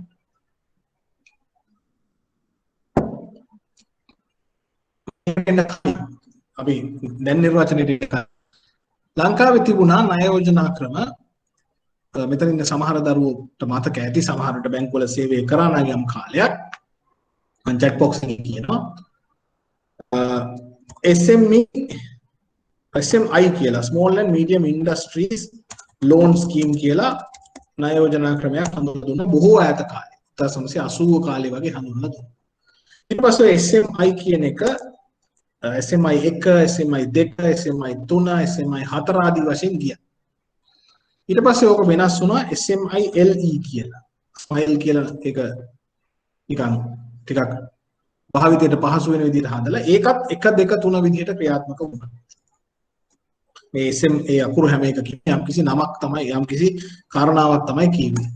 ඊට පස්සේ ඕකට SME SDP කියලා ණය යෝජනා ක්‍රමයක්. ඊට පස්සේ මට මතකයි දසුන කියලා නැත්තම් REEP Regional Economic and Enterprise Project හරි මොකක් හරි කියලා එකක් ආවා. කාලයක. මේ වගේ විවිධ ණය යෝජනා ක්‍රම ආවා. මේ හැම ණය යෝජනා ක්‍රමයකම තිබුණේ වැදගත්ම දේ තමයි අඩු පොලියට ණය සැපයීම. මේ මොනවාද මේකට ආධාර ලැබුණ විවිධ ලෝක ජාත්‍යන්තර සංවිධාන වලින්. විශේෂයෙන්ම ආසියානු සංවර්ධන බැංකුවේ Asian Development Bank එකෙන් හම්බුණා. සමහර ඒවා World Bank එකේ නැත්නම් ලෝක බැංකුවෙන් හම්බුණා. මේ විදිහට රටවල් වලින් හම්බෙච්ච ණය යම් කිසි ණය යෝජනා ක්‍රමයක් කරහා බැංකු වලට බැංකු හරහා මිනිස්සුන්ට ලැබුණා. එතකොට මේ ණය යෝජනා ක්‍රමයෙන් කියනවා ඔයාලා ඔය ණය දෙනකොට SME නැත්නම් සුළු හා මධ්‍ය පරිමාණ කර්මාන්ත විදියට සැලකිය යුත්තේ මෙන්න මේ නිර්ණායක වලට අයිති අයය. ඉතින් ඒගොල්ලෝ කියනවා වත්කම් මෙච්චරය, සේවකය මේ අය, මෙන්න මේ ප්‍රමාණ තමයි සැලකිය යුත්තේ. වැඩේ තිබුණේ දැන් මේක එක එක ණය යෝජනා ක්‍රමයේ එක එක විදිහට මේක දකින්නට ගත්තා. ඒතකොට සමහර ණය යෝජනා ක්‍රමයකින් ණය මුදලක් ගන්න පුළුවන් වෙන කෙනාට තවත් ණය යෝජනා ක්‍රමයකින් ණය මුදලක් ගන්න බැරි වෙන අවස්ථාවල් ආවා. මේක සෑහෙන කාලයක් තිස්සේ කිසිම නිවැරදි නිශ්චිත නිර්වචනයක් නැතුව තිබිච්ච දෙයක්. හැබැයි යම් කිසි නිශ්චිත කරුණු ප්‍රමාණයක් නිසා සුළු හා මධ්‍ය පරිමාණ කර්මාන්ත ලෙස බැංකු සහ මූල්‍ය ආයතන විසින් සැලකිය යුත්තේ කවුරුන්ද යන්න ශ්‍රී ලංකා මහ බැංකුව නිර්වචනයක් ලෙස ඉදිරිපත් කරලා තියෙනවා දැන්. අපි මේ නිර්වචනය දැනගත යුතුයි. එසේ දැනගත යුත්තේ මන්ද ඒක විභාගයේදී ප්‍රශ්නයක් ලෙස ඉදිරිපත් වෙලා තියෙනවා දැනටමත් එක් අවස්ථාවක. තවදුරටත් ඉදිරියේදී එසේ ඉදිරිපත් වීමට ඉඩ ප්‍රස්තාව තිබේ. ඒ නිසා අපි ශ්‍රී ලංකා මහ බැංකුව විසින් සුළු හා මධ්‍ය පරිමාණ කර්මාන්ත ලෙස සැලකිය යුත්තේ කවුද කියන යන්නට ලබා දී ඇති විධානය බැංකු සහ මූල්‍ය ආයතන වෙත ලබා දී ඇති විධානය විෂය කරුණක් ලෙස නැත්නම් සිද්ධාන්තමය කරුණක් විදිහට ඕගොල්ලෝ මේ දරුවෝ දැනගන්නට අවශ්‍යයි. ඒක විභාගයේදී ලකුණක් ගන්න ලකුණු දෙකක් ගන්න ප්‍රශ්නයක් විදිහට ඉදිරිපත් වෙලා තිබුණා. එක් අවස්ථාවක මට යම් මතකයක් තිබෙනවා රචනා ප්‍රශ්නයකත් කොටසක් විදිහට ඉදිරිපත් වුණා දෝ කියලා මට මතකයක් තියෙනවා. හොඳයි. එහෙනම් අපි ටියුට් එකට යනවා. ටියුට් එක පෙන්නනවාද? දැන් අන්තිම පිටුවට මම යනවා. මේක පෙන්නනවාද පුතේ? පෙන්නනවාද?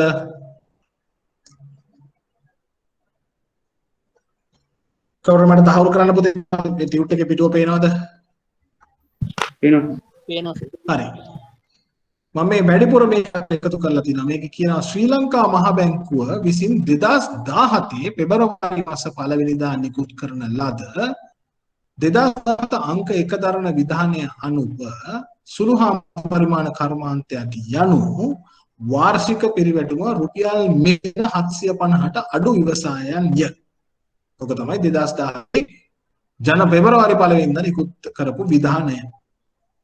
හැබැයි ඊට පස්සුව නැවත 2019 අප්‍රේල් මාස 26 වන දින නිකුත් කරන ලද 2019 අංක 1 කරන විධානයට අනුව බැංකුවක් විසින් පැහැදිලිව මතක තියාගන්න බැංකුවක් විසින් සුළු හා මධ්‍ය පරිමාණ කර්මාන්තයක් ලෙස සලකා බැලිය යුත්තේ පහත සුදුසුකම් සහිත කර්මාන්තයන්ය. මොනවාද ඒ දෙක? එම බැංකුව විසින් ලබා දී ඇති මුළු ණය ප්‍රමාණය රුපියල් මිලියන 250ට අඩු වීම. මතක තියාගන්න.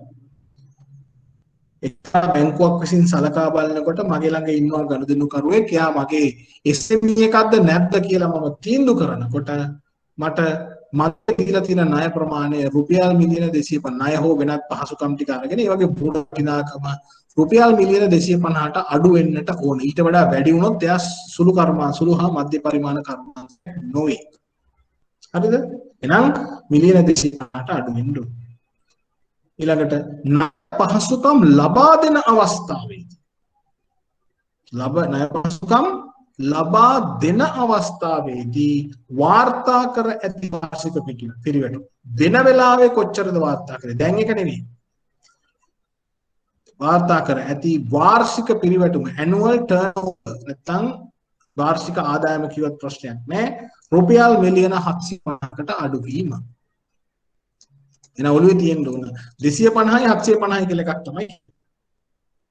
හරිද? මේකට පුංචි වෙනසක් සිද්ධ වෙලා තියෙනවා. පසුගිය මේ වසංගත තත්ත්වයේ යටතේ ශ්‍රී ලංකා මහ බැංකුව විසින් විවිධ සහන යෝජනාවන් සහනශීලී යෝජනාවන් ලබා සහනශීලී ක්‍රමවේද ලබා දුන්න බැංකුවලට එම සහනයන් කර්මාන්ත කෙරෙහි ණයකරුවන් කෙරෙහි දෙන්නට කියලා. එතන එක යෝජනාවක සුළු හා මධ්‍ය පරිමාණ කර්මාන්ත ලෙස දකින අයගේ වාර්ෂික පිරිවැටුම විතරක් රුපියල් බිලියනය නැත්නම් රුපියල් මිලියන 10 කියන එක සලකන්නේ කියලා දක්වලා තිබුණා. ඒක හැබැයි නිශ්චිතවම එම අදාළ සහන යෝජනා ක්‍රමය සඳහා භාවිත කිරීම සඳහා තමයි දීලා තිබුණේ. හැබැයි මේ මම සඳහන් කරන 2019 අංක 3 දරන විධානය තවදුරටත් වළංගුයි. එනිසා විභාග ප්‍රශ්නයක් ඉදිරිපත් වුණොත් විශේෂයෙන් ලකුණු දෙකක ප්‍රශ්නයකට තමයි ඉදිරිපත් වෙන්නේ. සුළු හා මධ්‍ය පරිමාණ කර්මාන්තයක් යනු පහත ඒවායින් කුමක්ද නැත්නම් පහත කුමන සුදුසුකම් ලැබෙන ලද ආයතනද කියලා කිව්වොත් ඔයගොල්ලෝ නවාදී ඇති එම බැංකුව එක බැංකුවකින් ලබා දී ඇති ණය ප්‍රමාණය රුපියල් 250කට අඩු ණය පහසුකම දෙන අවස්ථාවේදී වාර්ෂික පිරිවැටුම රුපියල් මිලියන 750කට අඩු. ඒ කියන්නේ මාසයකට රුපියල් මිලියන 60 ගාණක් වගේ 62.5ක් මාසයකට සාමාන්‍ය රුපියල් මිලියන 62.5කට වඩා අඩු අය. හැබැයි මේක කොයි වෙලාවක මාසපතා කියලා කියන්නේ වාර්ෂික පිරිවැටුම තමයි සඳහන් කරන්නේ. වාර්ෂික පිරිවැටුම. ඔන්න විෂය කරුණක් හැටියට නිශ්චිතවම දැනගත යුතු දේ මම සඳහන් කරා. හරිද? නිශ්චිතවම සඳහන් කරා. එතකොට මේ ටියුබ් එකේ කරුණක් එහෙම හිටියනවා ඒක සඳහන් කරන්න එපා. දැන් SME ගත්තා. SME කියන්නේ ඉතාම වැදගත් කියලා මම සඳහන් කරමින් එහි වැදගත්කම රටකටත් ඒ වගේම දියුණු රටකටත් දියුණු වූ රටකට කොහොමද කියන එක සඳහන් කරමින් ඉදිරියට ආවා. ඒ ඇවිල්ලා නිර්මාණයක් ගැන සඳහන් කරනවා. නිර්වචනයේ විභාග කරුණක් ලෙස ඉදිරිපත් වෙනවා කියලා කියනවා. එහෙමනම් ඕගොල්ලෝ අහනවා එතකොට මේ කතා කරපු කරුණු වලින් ඔය නිර්වචනයේ විභාගයේදී පරීක්ෂා කර බැලුවේ නැහැ. මේ පළවෙනි ලද කරුණුද අඩු වැඩි වශයෙන් විවිධ ප්‍රශ්නවල ඉදිරිපත් වුණා. විවිධ ප්‍රශ්න ඉදිරිපත් වුණා. හොඳයි. අපිට තව විනාඩි 10ක් විතර කාලයක් තියෙන නිසා මම දැන් කැමති ප්‍රශ්න පත්‍රවල මොනවද තියෙන්නේ කියලා බලන්න. 2021 ජනවාරි මාස තිබූ විභාග ප්‍රශ්න පත්‍රය මම දැන් ඔබගලන් ඉදිරියට දාන්න උත්සාහ කරනවා. මට ඒක පේනවද කියන්න පුතා?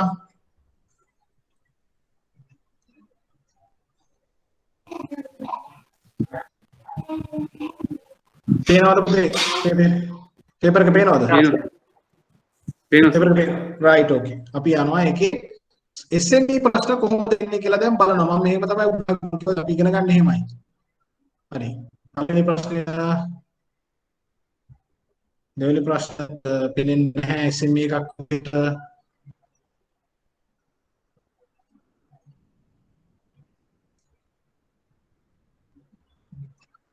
අන්න ප්‍රශ්නේ.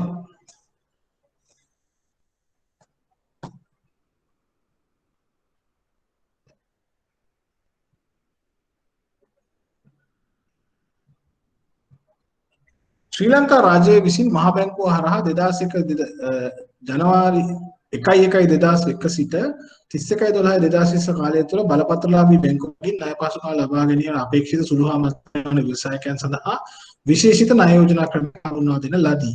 මෙම ණය යෝජනා ක්‍රමය මගින් පහසුකම් අපේක්ෂා කළ හැකි කුඩා හා මධ්‍ය පරිමාණ ව්‍යවසායකයන් වනුයි. 2019 මෙච්චරයි කියලා තියෙනවා. මේක නිශ්චිත ණය යෝජනා ක්‍රමයක්. එහෙමනම් ශ්‍රී ලංකා රජයේ විසින් බැංකුව හරහා කියන නිසා අපි මේ ප්‍රශ්නයට උත්තරේ හොයන්න වෙනවා. ශ්‍රී ලංකා මහ බැංකුවේ මොකක්ද ණය යෝජනා ක්‍රමය කරන්නේ කියලා බලමු ගිහිල්ලා. අපි ප්‍රශ්නට උත්තරේ හොයන්න නිසා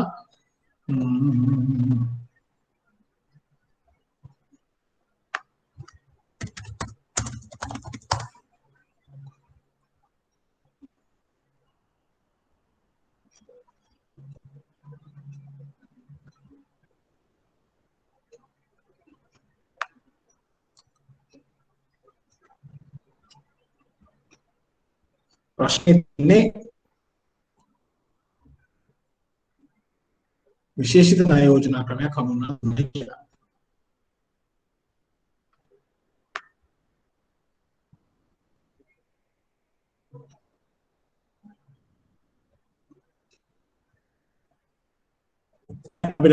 හරි මේ ප්‍රශ්නෙට උත්තරේ හොයමු අපි.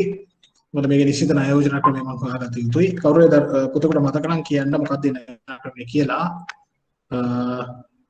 එහෙම නැත්නම් අපි ඉදිරි ප්‍රශ්නෙට යන් අපි මම මේ ණය යෝජනා ක්‍රමය හොයලා දෙන්න. මේ ප්‍රශ්නෙට උත්තරේ 2021 මාසයේ පළවෙනි ප්‍රශ්නේ 6 වෙනි ප්‍රශ්නට උත්තරේ මම හොයලා දෙන්න. ඊට පස්සේ තියෙන ප්‍රශ්නවලත් SME ගැන නැහැ. යාපෘති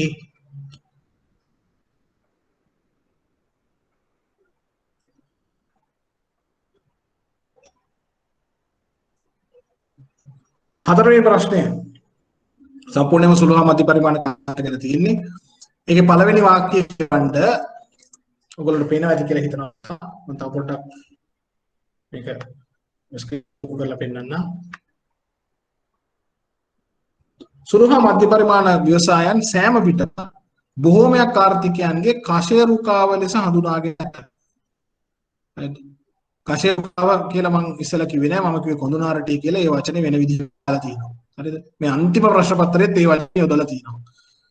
ඒකේ පළවෙනි කොටස ශ්‍රී ලංකා රජයේ ශ්‍රී ලංකා මහ බැංකුව හරහා ණය නොගෙවීමේ සහන කලබක් සැලසිත නන්ද ඒක නිශ්චිත කාරණාවක්. ඒක අපි මෙතන පසුවට තියමු. මධ්‍ය පරිමාණ ව්‍යවසායකයන් නියාමනයට බක්වන බැංකු මූල්‍ය අතරින් මූල්‍ය සාමාන්‍ය දැඩි ප්‍රයත්නයක් දරන්න ඕන. අපි ඒක ගැන අපි සාකච්ඡා කරමු. මොකද්ද කියන්නේ? සුමක ව්‍යවසායකයන් නියාමනයට ලක්වන බැංකු හා මූල්‍ය ආයතන වෙතින් මූල්‍ය පහසුකම් ලබා ගැනීමට පිවිසීමේදී දැඩි ප්‍රයත්නයක් දරන්න ඕනලු. බැංකු වලින් මුදල් ගන්න ගියාම විශාල ප්‍රයත්නයක් දරන්න ඕනලු. මොනවද ඒකට හේතු? අපි ඒක සාකච්ඡා කරන්න කියන විදිහට. අරමුදල් හා කාරක ප්‍රාර්ථන අවශ්‍යතා සඳහා සුළු හා මධ්‍ය පරිමාණ ව්‍යවසායන් වෙත ඇති මූල්‍ය පහසුකම් අරමුදල් පාදක හා අරමුදල් පාදක යන දෙවර්ගයෙන් පැහැදිලි කරන්න. ඒ කියන්නේ සාමාන්‍යයෙන් මොනවද තියෙන පහසුකම් වර්ග කියන එක තමයි අහලා තියෙන්නේ. ඒකට උත්තරයක් අපි ලියමු. මම මේ පෙන්නන්නේ ඔයගොල්ලන්ට SME වල ප්‍රශ්නයක් තියෙනවා, ප්‍රශ්නයක් එනවා මයික්‍රෝ ෆයිනෑන්ස් වගේම වැදගත් ක්ෂේත්‍රයක්. ඊළඟට කියනවා සුළු හා මධ්‍ය ව්‍යවසායකයන් සිය ප්‍රථම වසර 5 තුලදී අසාර්ථකත්වයට හේතු වන කරුණු පැහැදිලි කරන්න. ඒකත් අපි ඉදිරියේදී වෙනමම සාකච්ඡා කරනවා ඇයි SME අසාර්ථක වෙන්නේ කියලා. දැන් ඔන්න යම් අදහසක් දැන් ඔයගොල්ලන්ට එන්න ඕනේ SME ගැන ඉගෙන ගන්නකොට යම් විශේෂිත කරුණු ප්‍රමාණයක් ඉගෙන ගන්න තියෙනවා. විභාගයේදී ඒවා නිශ්චිතව අහනවා. ඒ වගේම දැන් මේකේ පළවෙනි කොටස බලන්න ශ්‍රී ලංකා මහා බැංකුව විසින් ක්‍රෙඩිට් මොරටෝරියම් පැකේජ් එකක් දුන්නලු.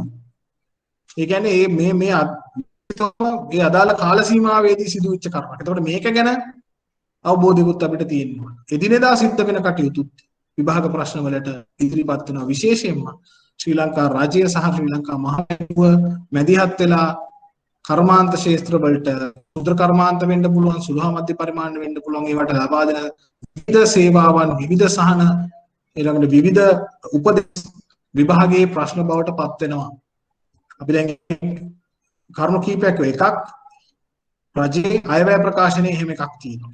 මම ඒකත් පැහැදිලි කරා. ශ්‍රී ලංකා මහා බැංකුවේ වෙබ් අඩවියේ විවිධ තොරතුරු තියෙනවා ඒවත් එනවා කියන්නේ. ඒ වගේ විතරක් නෙවෙයි. ශ්‍රී ලංකා මහා බැංකුව සහ රජය විසින් ලබා දෙන විවිධ ණය යෝජනා ක්‍රම, සහන යෝජනා ක්‍රම ආදී අද විභාග ප්‍රශ්න බවට පත් වෙනවා.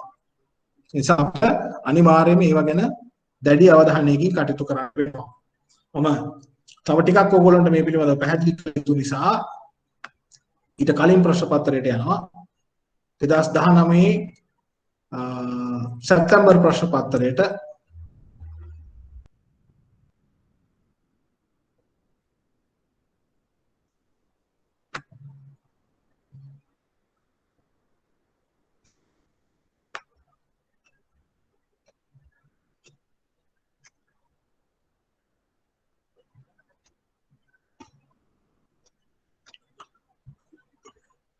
මේ ප්‍රශ්න පත්‍රය පේනවද?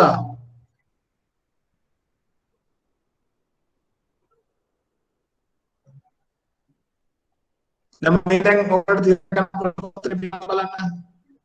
2019 සැප්තැම්බර්. කවුරුද සනාථ කරන්න? පේනවා සර්. රයිට්. ඉස්සරහට ගිහින් බලමු SME වල ප්‍රශ්න මොනවද තියෙන්නේ කියලා.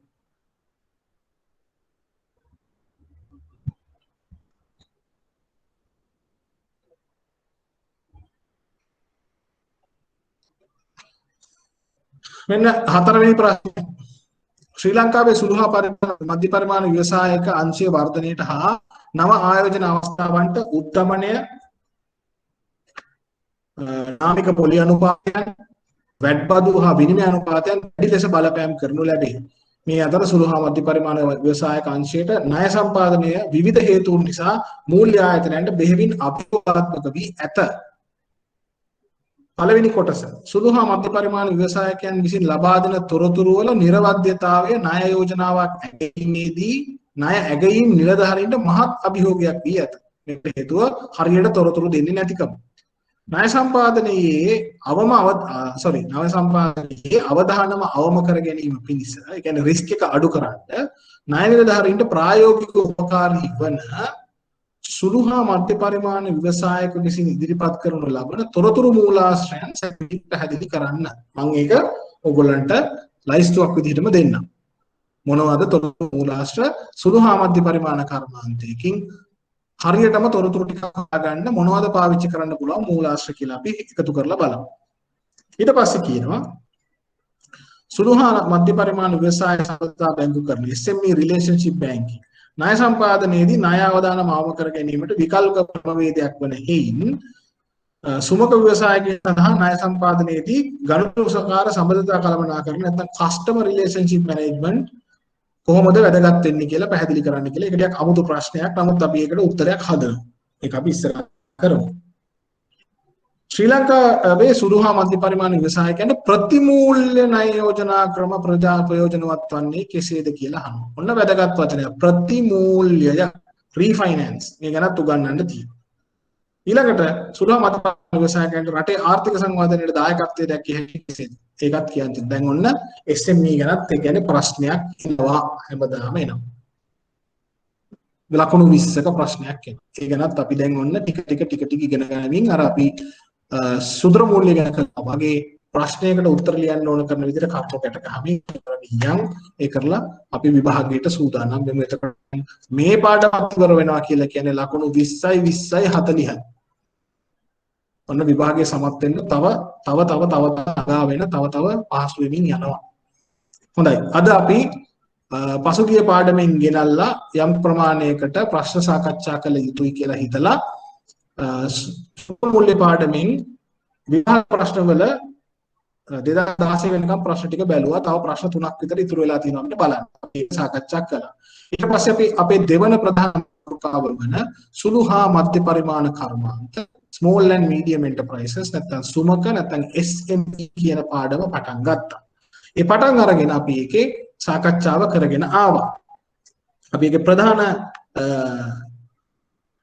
කරුණ අපි ප්‍රධාන වශයෙන් එහි ඇති වැදගත්කම ගැන අවධාරණය කරාමම ඊට පස්සේ මම පෙන්වන්න උත්සාහ කළා සුළු හා මධ්‍ය පරිමාණ කර්මාන්ත කියන මේ පාඩමත් විභාගයේදී අතිශයින් වැදගත් වෙනවා. මොකද විභාගයේ නිශ්චිතව ප්‍රශ්න ඉදිරිපත් වෙනවා. ඒ අපි මෑතකදීම කරන්න තිබුණු විභාග දෙකකදී දැන් දැක්කා. එනනෝ අපිට දැන් මේ පාඩමේ කරුණු යම් ප්‍රමාණයක් රැස් කරගත යුතුයි ඉදිරි සති කීපය තුල. ඒ අතරේ මම කීවා අපි මේ පාඩම මේ මාතෘකාවෙන් ඔබට යනකොට අපිට සයන්ටිෆික් කැල්කියුලේටර් එකක් නැත්තම් මම දන්නේ සිංහලෙන් කියන්නේ විද්‍යාත්මක ගණක යන්ත්‍රයද කියලා මම දන්නේ නැහැ. කොහොම හරි මම පින්තූරකුත් පෙන්නවා. ඒ වගේ එකක් තමන් ළඟ තියාගන්න එක අවශ්‍ය වෙනවා කියලා මොබයිල් ෆෝන් එක වෙනුවට ඒක මොබයිල් ෆෝන් එක පාවිච්චි කරන්න එපා කියලා කිව්වා. මොකද අපිට ඉදිරියේදී නිශ්චිතව මේක භාවිත කරන්න එන්න දවසක් එන නිසා නුදුරේදී. හොඳයි ඒ අදහසත් එක්ක අපි මේ සතියේ දෙවතාවක් හම්බුණා දැන්. සිකුරාදාත් හම්බ වෙලා අපි හොඳ කරුණු ටිකක් සාකච්ඡා කළා. අදත් හම්බ වෙලා අපි කරුණු ටිකක් සාකච්ඡා කළා. මේ විදිහට අපි ඉදිරියටත් කටයුතු කරගෙන යමු විභාගයේ ඉලක්ක කරගෙන. ඒ අනුව අද පන්තියේ දැන් මම විනාඩි කිහිපයක් දෙකක් විතර වැඩිපුර ගත්තා. මේ කරුණු ටික අවබෝධ කරගන්න සහ සාකච්ඡා කරන්න. ඒ අනුව අපි ලබන සතියේ නැවත සුපුරුදු පරිදි හම්බ වෙමු.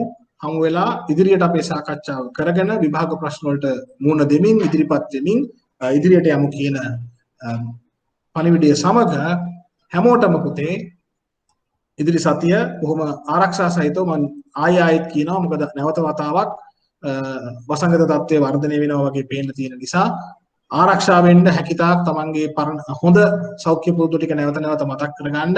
මොකද දැන් ටිකක් අමතක වෙමින් යනවා සමාජයට. ඒක නැවත මතක් කරමින් ඔයාලට සුබ සතියක් බොහොම ආරක්ෂාව සහිතව ඉන්න කියලා ප්‍රාර්ථනා කරමින් අදට පන්තියේ කටයුතු නවත්තනවා. අපි ලබන සතියේ ඉරිදා පස්වරු 1ට හම්බ වෙන බලාපොරොත්තු වෙමු. ඔබ හැමතෙම සුබ සතියක් යනවා අපි පන්තියේ කටයුතු මෙතකින් අවසන් කරමු.